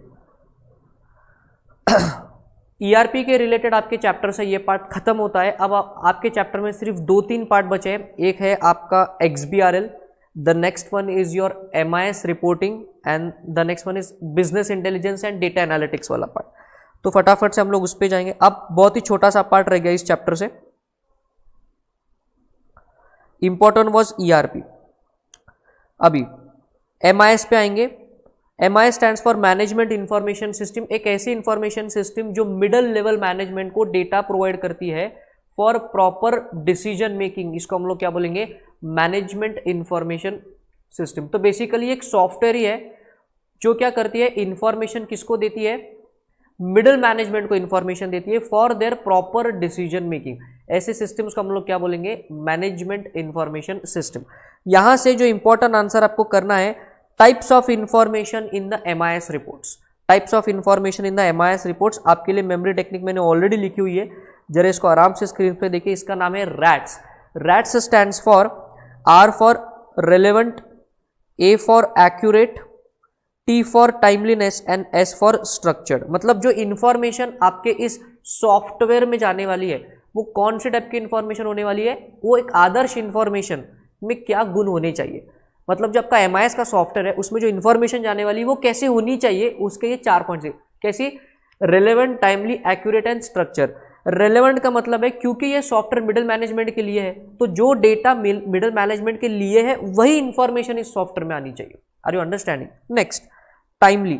टाइमली का क्या मतलब है, मिडिल मैनेजमेंट को राइट टाइम पे डेटा एक्सेसिबल चाहिए, information to be given to the right person at right time. ये ऐसा होना चाहिए, ऐसी इंफॉर्मेशन वो होनी चाहिए। सी, होगा या नहीं that's a different thing, but ऐसा होना चाहिए, ये हम पढ़ रहे हैं। We are on the characteristics वाला पार्ट। एक्यूरेट, एक्यूरेट का मतलब है आपका जो कैलकुलेशन है या आपका जो डेटा है वो बहुत ज़्यादा एक्यूरेट चाहिए। जैसे आप लोग जानते हो कि CA एग्जामिनेशंस में accuracy plays a very important role, and even in an MIS report अगर डेटा में एक्यूरेसी नहीं रहेगी तो आपका डिसीजन मेकिंग रॉन्ग हो जाएगा। Are you understanding? जैसे मिडिल मैनेजमेंट को ये जानना है कि हमारा एग्जिस्टिंग मार्केट शेयर कितना है। अगर ये डेटा एक्यूरेटली उनके पास नहीं आएगा तो वो अपनी नेक्स्ट मार्केटिंग प्लान कैसे बनाएंगे। तो डेटा की एक्यूरेसी बहुत जरूरी है। तो इंफॉर्मेशन कैसी होनी चाहिए, एक्यूरेट। स्ट्रक्चर्ड, स्ट्रक्चर्ड का मतलब क्या होता है, see there are 2 type of problems in this world. एक होते हैं स्ट्रक्चर्ड प्रॉब्लम्स और एक होते हैं अनस्ट्रक्चर्ड प्रॉब्लम्स। स्ट्रक्चर्ड प्रॉब्लम्स मतलब वो प्रॉब्लम्स के जिनका सोल्यूशन नोन है, जिनका सोल्यूशन नोन है। अनस्ट्रक्चर्ड प्रॉब्लम मतलब ऐसे प्रॉब्लम की जो दुनिया के लिए नए हैं, उनका सोल्यूशन सोचना पड़ेगा। अब जैसे मलेरिया से आने वाली फीवर का सोल्यूशन हमको नोन है, बट कोरोना वायरस से होने वाला फीवर, इसका सोल्यूशन हमारे लिए अननोन है। तो जो कोरोना वायरस से होने वाला जो फीवर है वो है अनस्ट्रक्चर्ड प्रॉब्लम, और मलेरिया से जो फीवर होने वाला है उसको हम लोग बोलेंगे स्ट्रक्चर्ड प्रॉब्लम, उसका सोल्यूशन नोन है। अब बात करेंगे स्ट्रक्चर्ड इन्फॉर्मेशन ऐसा नाम क्यों दिया गया।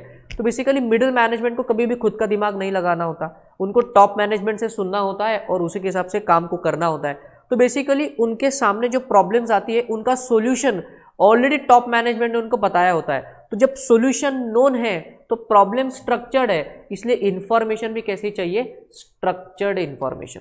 Are you understanding? इंफॉर्मेशन भी कैसी चाहिए, structured information. Are you with मी?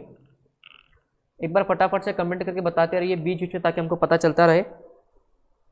तो ये था आपका MIS के रिलेटेड वाला पार्ट। अब बात करेंगे next, that is called as the data analytics.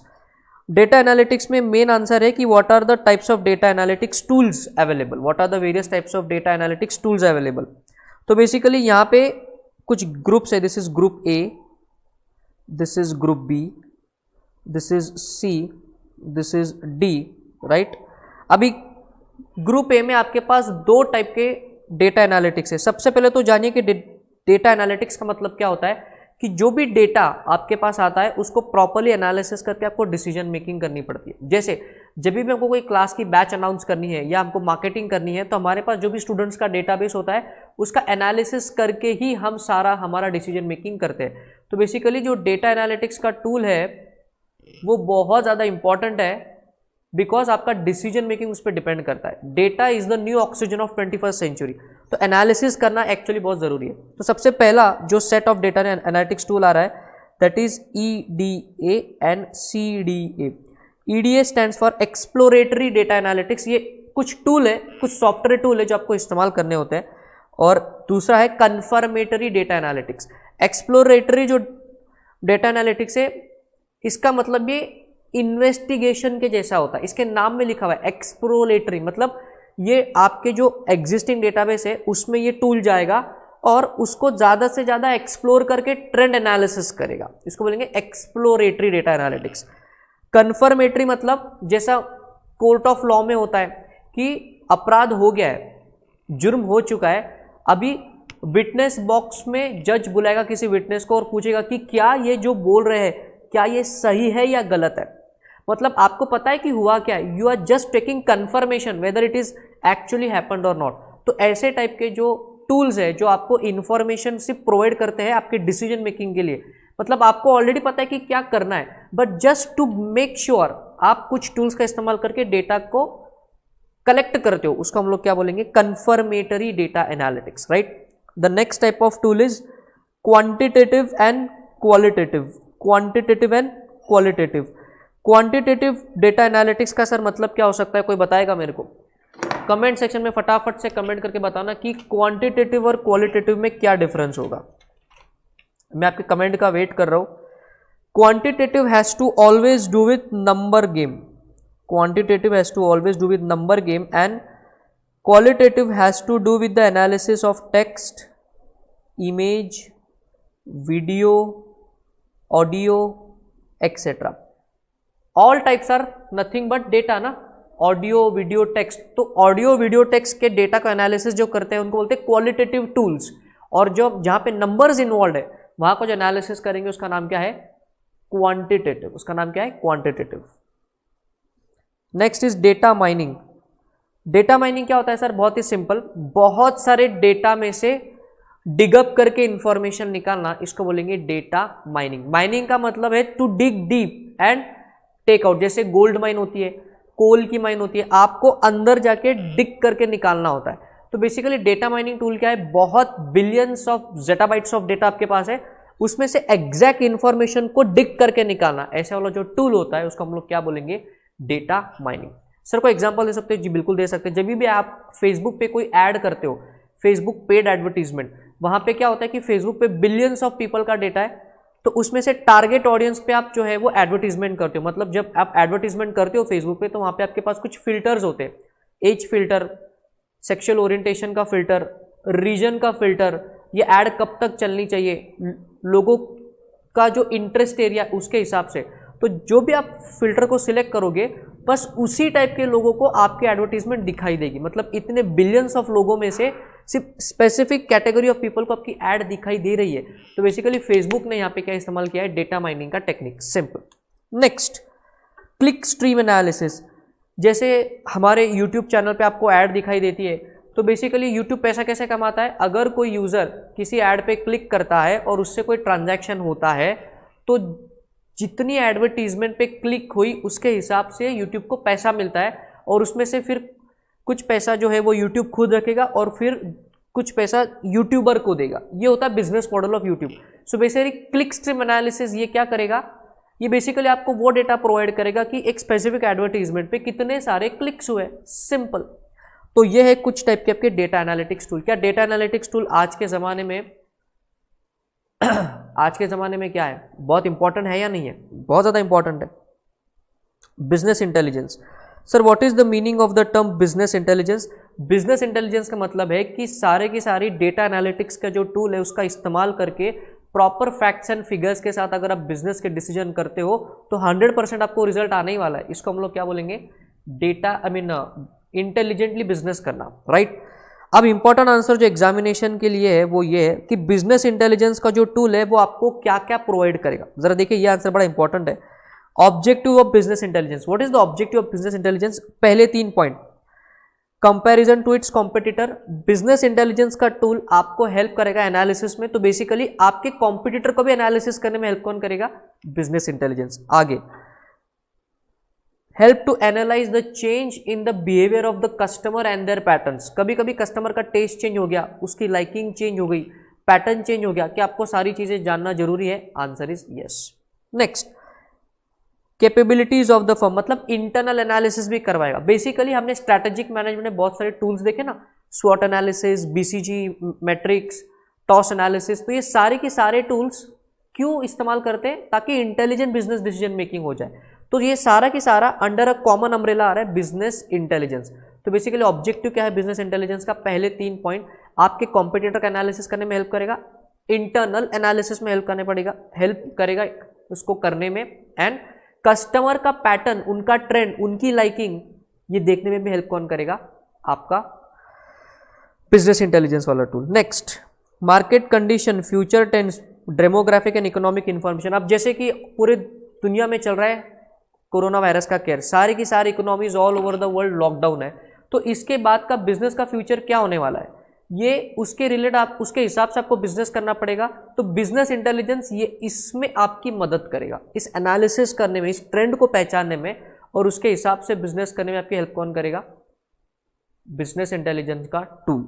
Next, social regulatory and political environment, basically CSR मैंने यहाँ पे लिखा हुआ है। तो सोशल भी कभी कभी ऑर्गेनाइजेशन को होना पड़ता है just to increase the brand value, just to increase the brand value. तो वो कैसे करते हैं उसका एनालिसिस करने में भी कौन हेल्प करेगा, आपका बिजनेस इंटेलिजेंस। और लास्ट है, what are other firms in the market are doing, मतलब वापस से आपके कॉम्पिटिटर के एनालिसिस की बात हो रही है। तो लास्ट के 3 पॉइंट कौन से, पहला पॉइंट है यहाँ पे फ्यूचर ट्रेंड्स को पहचानने में हेल्प करेगा, आपको सोशल बनने में हेल्प करेगा, मतलब ऑर्गेनाइजेशन की समाज के प्रति कुछ कटिबद्धता होती है, कुछ रिस्पॉन्सिबिलिटी होती है, उसको प्रॉपर वे से इंप्लीमेंट करने में भी कौन हेल्प करेगा, आपका बिजनेस इंटेलिजेंस टूल। और लास्ट में क्या हो रहा है, अदर फर्म्स मार्केट में क्या कर रही है, ये भी आपको देखने में कौन हेल्प करेगा, बिजनेस इंटेलिजेंस। कई बार आप अकेले अकेले स्टडी करते हो, आपको लगता है कि मेरी बहुत अच्छे से पढ़ाई हो रही है, बट अगर आप अपने दोस्तों से नहीं पूछोगे कि वो क्या कर रहे हैं, उन्होंने कौन सी टेस्ट सीरीज दी, कौन से वीडियो क्लासेस देख रहे हैं, कहीं रिवीजन ले रहे हैं या नहीं ले रहे, तो आप ट्रैक से हट सकते हो। तो आपके दोस्त क्या कर रहे हैं ये आपको जानना जरूरी है। उसी तरह से बिजनेस में कॉम्पिटिटर क्या कर रहे हैं, दूसरी फर्म्स क्या कर रही है, ये जानना भी जरूरी है। और ये सारा के सारा स्टडी का पार्ट कहाँ आता है, बिजनेस इंटेलिजेंस में। तो एग्जाम के हिसाब से बहुत इंपॉर्टेंट आंसर है, what are the objectives of business intelligence expected for 4 marks. बात करेंगे XBRL की। XBRL का फुल फॉर्म है extensible business reporting language. Sir इसका मीनिंग क्या है, I mean why there is a need of XBRL। बहुत ही सिंपल सा एग्जांपल मैं आपको देता हूं। जैसे कि बहुत सारे फाइनेंशियल इंस्टीट्यूशन इन्वेस्टर होते हैं बाहर के कंट्रीज के, फॉरेन इन्वेस्टमेंट, फॉरेन के लोगों को इंडिया में इन्वेस्टमेंट करनी है। अब इमेजिन करना कि सीमेंट सेक्टर में उनको इन्वेस्टमेंट करनी है, तो बहुत सारी जो सीमेंट कंपनी है वो इंडिया के स्टॉक एक्सचेंज पे लिस्टेड है, UltraTech cement, Binani cement, Bangar cement, wonder cement and so on. अब सभी का जो बैलेंस शीट है, अगर ये सारे लोगों को उसमें इन्वेस्टमेंट करनी है, तो ये सभी, सपोज मैं आई एम फॉरेन इन्वेस्टर और मुझे सीमेंट इंडस्ट्री में इन्वेस्टमेंट करना है, तो मैं क्या करूंगा, स्टॉक एक्सचेंज पे जितनी भी ये सीमेंट की कंपनीज है इनके बैलेंस शीट को एक साथ लेके बैठूंगा। अब मैं क्या दिक्कत फेस कर सकता हूं, मेरा एनालिसिस कंप्लीट कब होगा, अगर ये सारे के सारे जो फाइनेंशियल स्टेटमेंट्स है ये कॉमन प्लेटफॉर्म पे है, राइट। ये सारे के सारे फाइनेंशियल स्टेटमेंट्स कॉमन प्लेटफॉर्म पे है, तभी एज अ फॉरेन इन्वेस्टर मैं अच्छे से इसमें एनालिसिस कर पाऊंगा। बट आप जानते हो कि accounting is a very subjective term, जो मेरे लिए इनकम है वो आपके लिए एक्सपेंडिचर है। जैसे इनकम टैक्स रिफंड, ये अकाउंट मैंने अपने बुक्स ऑफ अकाउंट में इसका नाम मैंने बनाया income tax refund account. Same आपने आपके बुक्स में उसी नेचर ऑफ ट्रांजैक्शन के लिए अलग नाम दिया IT रिफंड अकाउंट, किसी तीसरे ने कुछ अलग ही नाम दिया for same nature of transaction. तो बेसिकली क्या हो रहा है, अकाउंटिंग क्योंकि एक सब्जेक्टिव टर्म है, because accounting is a subjective term, तो उसके लिए उसके हिसाब से क्या होता है कि ये जो फाइनेंशियल्स है ये बहुत लोगों के ना मैच नहीं करते, कॉमन प्लेटफॉर्म पे नहीं आते, क्योंकि accounting is a subjective term. तो बेसिकली XBRL वो प्लेटफॉर्म है कि जहां पे ये अलग अलग जो सब्जेक्टिव अकाउंटिंग है वो स्टैंडर्ड फॉर्मेट में कन्वर्ट होती है, एंड फॉरेन इन्वेस्टर को इन्वेस्टमेंट करते वक्त फिर एक कॉमन रिपोर्टिंग लैंग्वेज जो बन जाती है। मतलब फिर वो जर्मनी से हो, कहीं और से हो, कोई भी टाइप की कंपनी हो, उसका जो फाइनेंशियल स्टेटमेंट्स है वो कैसे हो जाएंगे, कंपेरेबल हो जाएंगे, कॉमन प्लेटफॉर्म पे कन्वर्ट हो जाएंगे। Are you understanding? ये है crux of the explaining the concept of XBRL। See देखिए अभी हमारा जो है वो रिवीजन का पार्ट चल रहा है, तो मैं बहुत ज़्यादा इस पर एक्सप्लेनेशन नहीं दे पाऊंगा आपको, because we have our own timing का limitation. But in case of regular class हम इस पर डिटेल में डिस्कशन करते हैं, मैं आपको पूरा PPT दिखाता हूँ कि कैसे ये होता है। बट आई गेस इस छोटे से एक्सप्लेनेशन से आपको आइडिया जो है वो आ ही गया होगा कि XBRL क्या है, एक बिजनेस की रिपोर्टिंग लैंग्वेज है। आपके फाइनेंशियल स्टेटमेंट्स को XBRL प्लेटफॉर्म में डालने के बाद वो एक स्टैंडर्ड रिपोर्टेबल फॉर्मेट में कन्वर्ट हो जाते हैं, ताकि वो ग्लोबल लेवल पे सभी से इक्वल में आ जाए। इन क्रक्स इसको हम लोग कहते हैं एक्सटेंसिबल बिजनेस रिपोर्टिंग लैंग्वेज। अब यहां से जो इंपॉर्टेंट आंसर आपको करना है, that is about what is XBRL tagging. XBRL tagging का मतलब है कि ये जो आपके फाइनेंशियल स्टेटमेंट्स में अलग अलग आइटम्स होते हैं ना, जैसे fixed assets, current assets, stock, debtors and so on, तो ये जो अलग अलग आइटम है इनको स्टैंडर्डाइज फॉर्मेट में कन्वर्ट करना, इसको हम लोग क्या बोलेंगे, टैगिंग। इसको हम लोग क्या बोलेंगे, tagging. Are you understanding this? तो बेसिकली जो हमने एग्जांपल लिया IT refund account, suppose XBRL में उसका एक स्टैंडर्डाइज टैग है। क्या टैग है? IT रिफंड अकाउंट ऐसा टैग है। तो मेरे बुक्स में अगर IT रिफंड अकाउंट के नाम से ही है तो उसमें कोई चेंज नहीं होगा। तुम्हारे बुक्स ऑफ अकाउंट में अगर उसका नाम है IT रिसीवेबल तो XBRL के अंदर से जाके बाहर जाने के बाद वही नाम क्या हो जाएगा? IT refund account. तो बेसिकली हम क्या करते हैं, स्टैंडर्डाइज टैग अलग अलग क्या करते हैं, जो टैग्स होते हैं वो अलग अलग जो आइटम्स होते हैं उसमें से कन्वर्ट होने के बाद वो टैग अलग अलग आइटम्स को हम लोग लगाते हैं और फिर वो स्टैंडर्डाइज टैग में कन्वर्ट हो जाते हैं ताकि वो रिपोर्टिंग होती है ना। Are you understanding this? मुझे सिर्फ कमेंट करके बताइए whether you are able to watch the stream properly और not. Are we still online? Is the streaming going good? Let me just check. Yes, it is happening. Yes, it is happening. So we are again online. Comment करके मुझे बीच में बताते रहिए ताकि हमें पता चलता रहे कि whether we are on the proper track or not. So ये होती है XBRL की टैगिंग। So टैगिंग का क्या मतलब है? जो कि स्टैंडर्डाइज नेम्स है पूरे के पूरे XBRL के प्लेटफॉर्म में, वही आपके अकाउंटिंग के अलग अलग आइटम्स को जोड़ना ताकि वो स्टैंडर्डाइज बाहर दिखे, इसको हम लोग क्या बोलेंगे? XBRL tagging, right? Next important answer, who uses XBRL? कौन इसका इस्तेमाल करता है? Regulators and companies. रेगुलेटर कौन इस्तेमाल करता है सर? मतलब जो गवर्नमेंट ऑफिशियल्स होती है। आप एग्जांपल ले लो, SEBI, securities exchange board of India, जो कि स्टॉक एक्सचेंज को मॉनिटर करती है। तो इमेजिन करना अगर सारी की सारी कंपनीज जो स्टॉक मार्केट में लिस्टेड है, सारी की सारी जो कंपनीज है अगर वो स्टॉक मार्केट में लिस्टेड है, वो अगर XBRL से अपने फाइनेंशियल स्टेटमेंट्स को अपलोड करती है तो जो सेबी वहां पे बैठा हुआ है, क्या उसको भी एनालिसिस करने के लिए इसकी जरूरत पड़ेगी? What is happening? Just let me know. दिक्कत हो रही है? I will just wait for a minute. I guess there is some problem in the streaming as of now.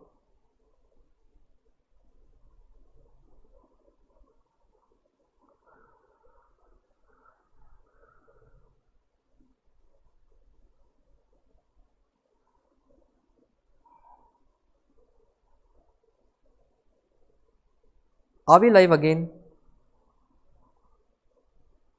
Just let me know कि क्या हम प्रॉपरली आपके पास voice आ रहा है।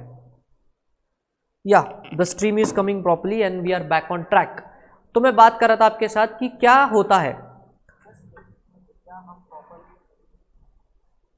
रेगुलेटर इसका इस्तेमाल क्यों करते हैं? क्योंकि अगर कोई कंपनी XBRL के प्लेटफॉर्म को इस्तेमाल करके अपने फाइनेंशियल स्टेटमेंट्स को अपलोड कर रही है तो उसका एनालिसिस करने के लिए रेगुलेटर के पास भी तो XBRL चाहिए। तो even regulator make use of XBRL। Next, companies तो करती है, एक स्पेसिफिक टर्नओवर लिमिट के ऊपर वाली कंपनीज को कंपलसरी है अपने फाइनेंशियल स्टेटमेंट XBRL में कन्वर्ट करना और फिर उसका फाइलिंग ROC के पास करना। तो companies also make use of XBRL। Whether the government can make use of XBRL? Yes, even there are government companies. So indirectly government भी XBRL का इस्तेमाल कर रहा है। गवर्नमेंट को भी तो स्टॉक मार्केट पे वॉच रखना होता है, तो जो सारा की सारा फाइनेंशियल डेटा अगर XBRL में कन्वर्ट होकर आ रहा है तो उसका एनालिसिस करने के लिए गवर्नमेंट को भी क्या लगेगा? XBRL का प्लेटफॉर्म। डेटा प्रोवाइडर्स, ये जो न्यूज़ चैनल है, बिजनेस न्यूज़ चैनल, ये आपको जो एनालिसिस देते हैं तो उनके पास जो फाइनेंशियल स्टेटमेंट्स है वो भी XBRL में आते हैं, तो उनको भी उसका एनालिसिस करने के लिए XBRL लगेगा। तो बेसिकली जो न्यूज़ चैनल है, एक एग्जांपल लिया मैंने, वो बन जाएंगे आपके डेटा प्रोवाइडर। तो even they make use of XBRL। Analyst and investor, हमने एग्जांपल लिया था, मैं फॉरेन का इन्वेस्टर हूँ, तो मेरे को एनालिसिस अगर करना है फाइनेंशियल स्टेटमेंट्स का और अगर वो फाइनेंशियल स्टेटमेंट XBRL में कन्वर्टेड है तो even I would be needing a tool to analyse that properly. So even a foreign investor and analyst and investor they need XBRL। Accountants, sir chartered accountants को need है क्या XBRL की? क्या लगता है आपको? हाँ, 100% जरूरी। मैंने आपको बताया कि जो कंपनीज है उनको अपना फाइनेंशियल स्टेटमेंट्स अगर उनका एक स्पेसिफिक टर्नओवर के ऊपर उनको एप्लीकेबल है तो उनको फाइनेंशियल स्टेटमेंट्स को XBRL में कन्वर्ट करना होता है। तो नॉर्मली चार्टर्ड अकाउंटेंट्स ये सर्विस प्रोवाइड करते हैं अपने क्लाइंट को। तो even we would be needing the service और the platform of XBRL। Are you understanding this? So these are the person who make use of XBRL। Next important features of XBRL, another important answer, बहुत ही important answer है। सबसे पहले है clear definition, testable business rules. Clear definition का मतलब है, आपको मैंने बताया कि XBRL टैगिंग क्या होता है। अगर आपके टैग्स क्लियर नहीं है तो स्टैंडर्डाइजेशन अच्छा नहीं होगा, राइट। जो अलग अलग टाइप के आपके बैलेंस शीट में जो अकाउंट्स के आइटम है उसके रिलेटेड प्रॉपरली टैग्स डिफाइंड है XBRL में, तभी वो स्टैंडर्डाइजेशन प्रॉपर होगा। तो clear definition is a benefit. Testable business rule, see मैंने आपको बताया कि अगर XBRL ना हो तो कॉमन प्लेटफॉर्म पे एनालिसिस करना फाइनेंशियल स्टेटमेंट्स के लिए डिफिकल्ट होता है। हम इसको टेक्निकली बोलते हैं poor quality of reporting, but because XBRL is there कि जिसमें स्टैंडर्डाइज टैग लगा के आपके फाइनेंशियल स्टेटमेंट्स एक कॉमन प्लेटफॉर्म पे आ जाते हैं, तो आपकी रिपोर्टिंग पुअर रिपोर्टिंग से रिच क्वालिटी रिपोर्टिंग पे कन्वर्ट हो जाएगी। So that is that point. Next, multiple lingual support. XBRL almost 80+ languages को सपोर्ट करता है, तो लैंग्वेज का कोई दिक्कत नहीं कि सिर्फ इंग्लिश में ही XBRL चलेगा, दूसरे लैंग्वेज में भी इसका सपोर्ट अवेलेबल है। और लास्ट में है स्ट्रॉन्ग सॉफ्टवेयर सपोर्ट। सर इससे हम लोग क्या बोलना चाहते हैं? सी जब भी कोई नया चीज मार्केट में आता है, जैसे GST आया था, तो almost up to 1 year there were no good software providers for providing the service related to GST। तो क्या होता है, जब भी कोई नया लॉ, नया टेक्निक मार्केट में आता है और उसका अगर सॉफ्टवेयर अच्छा सपोर्ट मार्केट में ना हो, तो उस टाइम पे क्या होता है, उस चीज का इंप्लीमेंटेशन डिफिकल्ट हो जाता है। बट अगर मैं XBRL की बात करूं तो ये तो ग्लोबल स्टैंडर्ड है जो पूरे दुनिया भर में फॉलो हो रहा है, तो इसका सॉफ्टवेयर सपोर्ट भी स्ट्रांग है, तो आपको चिंता करने की जरूरत नहीं। इसके प्रॉपर गुड अच्छे वाले फीडबैक, प्रॉपर क्रेडिट रेटेड वाले जो सॉफ्टवेयर सपोर्ट है वो आपको पूरे वर्ल्ड से मिल जाएगा। ऐसा नहीं कि कोई सॉफ्टवेयर का सपोर्ट आपको नहीं मिलेगा। So what are the benefits of XBRL? Clear definition, testable business rules, multilingual support, और लास्ट में क्या दिख रहा है, स्ट्रॉन्ग सॉफ्टवेयर सपोर्ट। अब ये जो चैप्टर का लास्ट पार्ट है ये बड़ा सिंपल है, we will directly jump to this conclusion. Accounting and tax software versus only tax compliance software. मैंने यहाँ पे आपके लिए एग्जांपल लिख लिया है Winman. Winman is one of the most India's popular software for tax calculation, जो कि हर ऑलमोस्ट सभी CA के ऑफिसेस में यूज होता है। और यहाँ पे मैंने एग्जांपल लिख लिया है आपके ERP। तो ERP में अकाउंटिंग का फीचर है और इनकम टैक्स कंप्यूटेशन का भी फीचर है। तो ERP हमारे फर्स्ट हेडिंग में आएगा, accounting and tax compliance software, और यहाँ पे विनमैन आएगा जो कि सिर्फ एक्सक्लूसिवली टैक्स कंप्लायंस का सॉफ्टवेयर है। तो अभी इनके जो डिफरेंसेस है उन पे यह आंसर है। So let us understand one by one properly. Ease of software use, tax compliance के हिसाब से आपको यूज करने के लिए इजी कौन सा है, ERP है कि विनमैन है? ERP है कि विनमैन है? तो अगर हम टैक्स कंप्लायंस के एंगल से देखें तो Winman is more user friendly as compare to ERP। तो देखिए वही लिखा हुआ है less and more. Sir ERP difficult है बिकॉज ERP में सिर्फ टैक्स का फीचर नहीं है, अकाउंटिंग भी है, टैक्स भी है, प्लस कितने सारे मॉड्यूल्स है, तो कॉम्प्लेक्सिटी ज्यादा किधर है, ERP में। तो ईज ऑफ यूज किधर है, विनमैन के सॉफ्टवेयर में। तो इस पॉइंट में only tax compliance software is the winner. Next, features and facilities. Sir what is the meaning of features and facilities? आपको देखना है रेगुलेटरी कंप्लायंस के हिसाब से, तो टैक्स को प्रॉपरली कंप्लाई करने के लिए क्या लगता है आपको, कौन से सॉफ्टवेयर में ज्यादा प्रॉपर फीचर होंगे? तो द आंसर इज विनमैन का सॉफ्टवेयर, बिकॉज विनमैन सॉफ्टवेयर का फोकस पूरा की पूरा टैक्स कंप्लायंस पे है, और ERP सॉफ्टवेयर में टैक्स कंप्लायंस के साथ साथ बाकी भी बहुत सारे मॉड्यूल्स है। तो कई बार अगर हम फीचर्स की बात करें तो रेगुलेटरी कंप्लायंस के लिए अच्छा फीचर किसमें है ज्यादा, ओनली टैक्स कंप्लायंस सॉफ्टवेयर, या हमारे एग्जांपल में विनमैन में। तो ये था दूसरा point of difference. Time and efforts की बात करेंगे। अभी टैक्स जब भी आप कैलकुलेट करते हो, जैसे आपको पता है PGBP में आप सबसे पहली लाइन क्या लिखते हो, profit as per profit and loss account. तो बेसिकली आपके ओनली टैक्स कंप्लायंस सॉफ्टवेयर में, ओनली टैक्स कंप्लायंस सॉफ्टवेयर हमारे एग्जांपल में कौन है, Winman only tax compliance software, and ERP tax plus accounting software. तो अब से मैं विनमैन ERP ऐसे बोलूंगा। तो अगर मैं ERP की बात करूं तो क्योंकि अकाउंटिंग और टैक्स एक ही जगह पे है, तो जो डेटा है वो फटाफट से कॉपी कहाँ हो जाता है, टैक्स कैलकुलेशन के, मतलब अगर अकाउंटिंग प्रॉपर है और मैं एक क्लिक करूं तो फटाफट से टैक्स कंप्यूटेशन ऑटोमेटिक हो जाएगा, बिकॉज मेरे को किसी दूसरे सॉफ्टवेयर में जाने की जरूरत नहीं है। वही अगर मैं विनमैन की बात करूं तो वहां पे सिर्फ टैक्स कंप्लायंस का है, तो मेरा अकाउंटिंग का सॉफ्टवेयर दूसरा है, तो वहां से मेरे को डेटा उठाना पड़ेगा और फिर विनमैन में उसको फीड करना पड़ेगा। तो बेसिकली टाइम एंड एफर्ट्स ज़्यादा कहाँ लगेगा, विनमैन में ज़्यादा टाइम लगेगा, ईआरपी में कम टाइम में ज़्यादा काम हो जाएगा। तो ये वाले पॉइंट में ERP is the winner. Next, accuracy. Accuracy का मतलब है कि जो आपका अकाउंटिंग का डेटा है उसी अकाउंटिंग के डेटा पे आपका टैक्स का जो है वो कंप्यूटेशन होना है। तो बेसिकली ईआरपी में ज़्यादा एक्यूरेसी होगी या विनमैन में एक्यूरेसी होगी, तो आपके सामने एग्जांपल लेता हूँ। क्योंकि ईआरपी में टैक्स और अकाउंटिंग एक साथ में है, दोनों एक ही सॉफ्टवेयर में है, तो बेसिकली जो डेटा अकाउंटिंग से टैक्स कंप्यूटेशन में जो जाना है वो ऑटोमेटिक जाएगा विदाउट ह्यूमन इंटरवेंशन, तो गलती होने के चांसेस जीरो हो जाते हैं। वही अगर मैं विनमैन की बात करूं तो उस केस में मेरे पास अकाउंटिंग का सॉफ्टवेयर दूसरा है और ये विनमैन अलग है, तो मेरे को मैन्युअली यहाँ से डेटा कॉपी करके मैन्युअली यहाँ पे पेस्ट करना पड़ेगा और ये मैन्युअल में ह्यूमन एरर हो सकती है। तो एक्यूरेसी ज़्यादा कहाँ पे रहेगी, ईआरपी में कि विनमैन में? Answer is ERP. Are you understanding?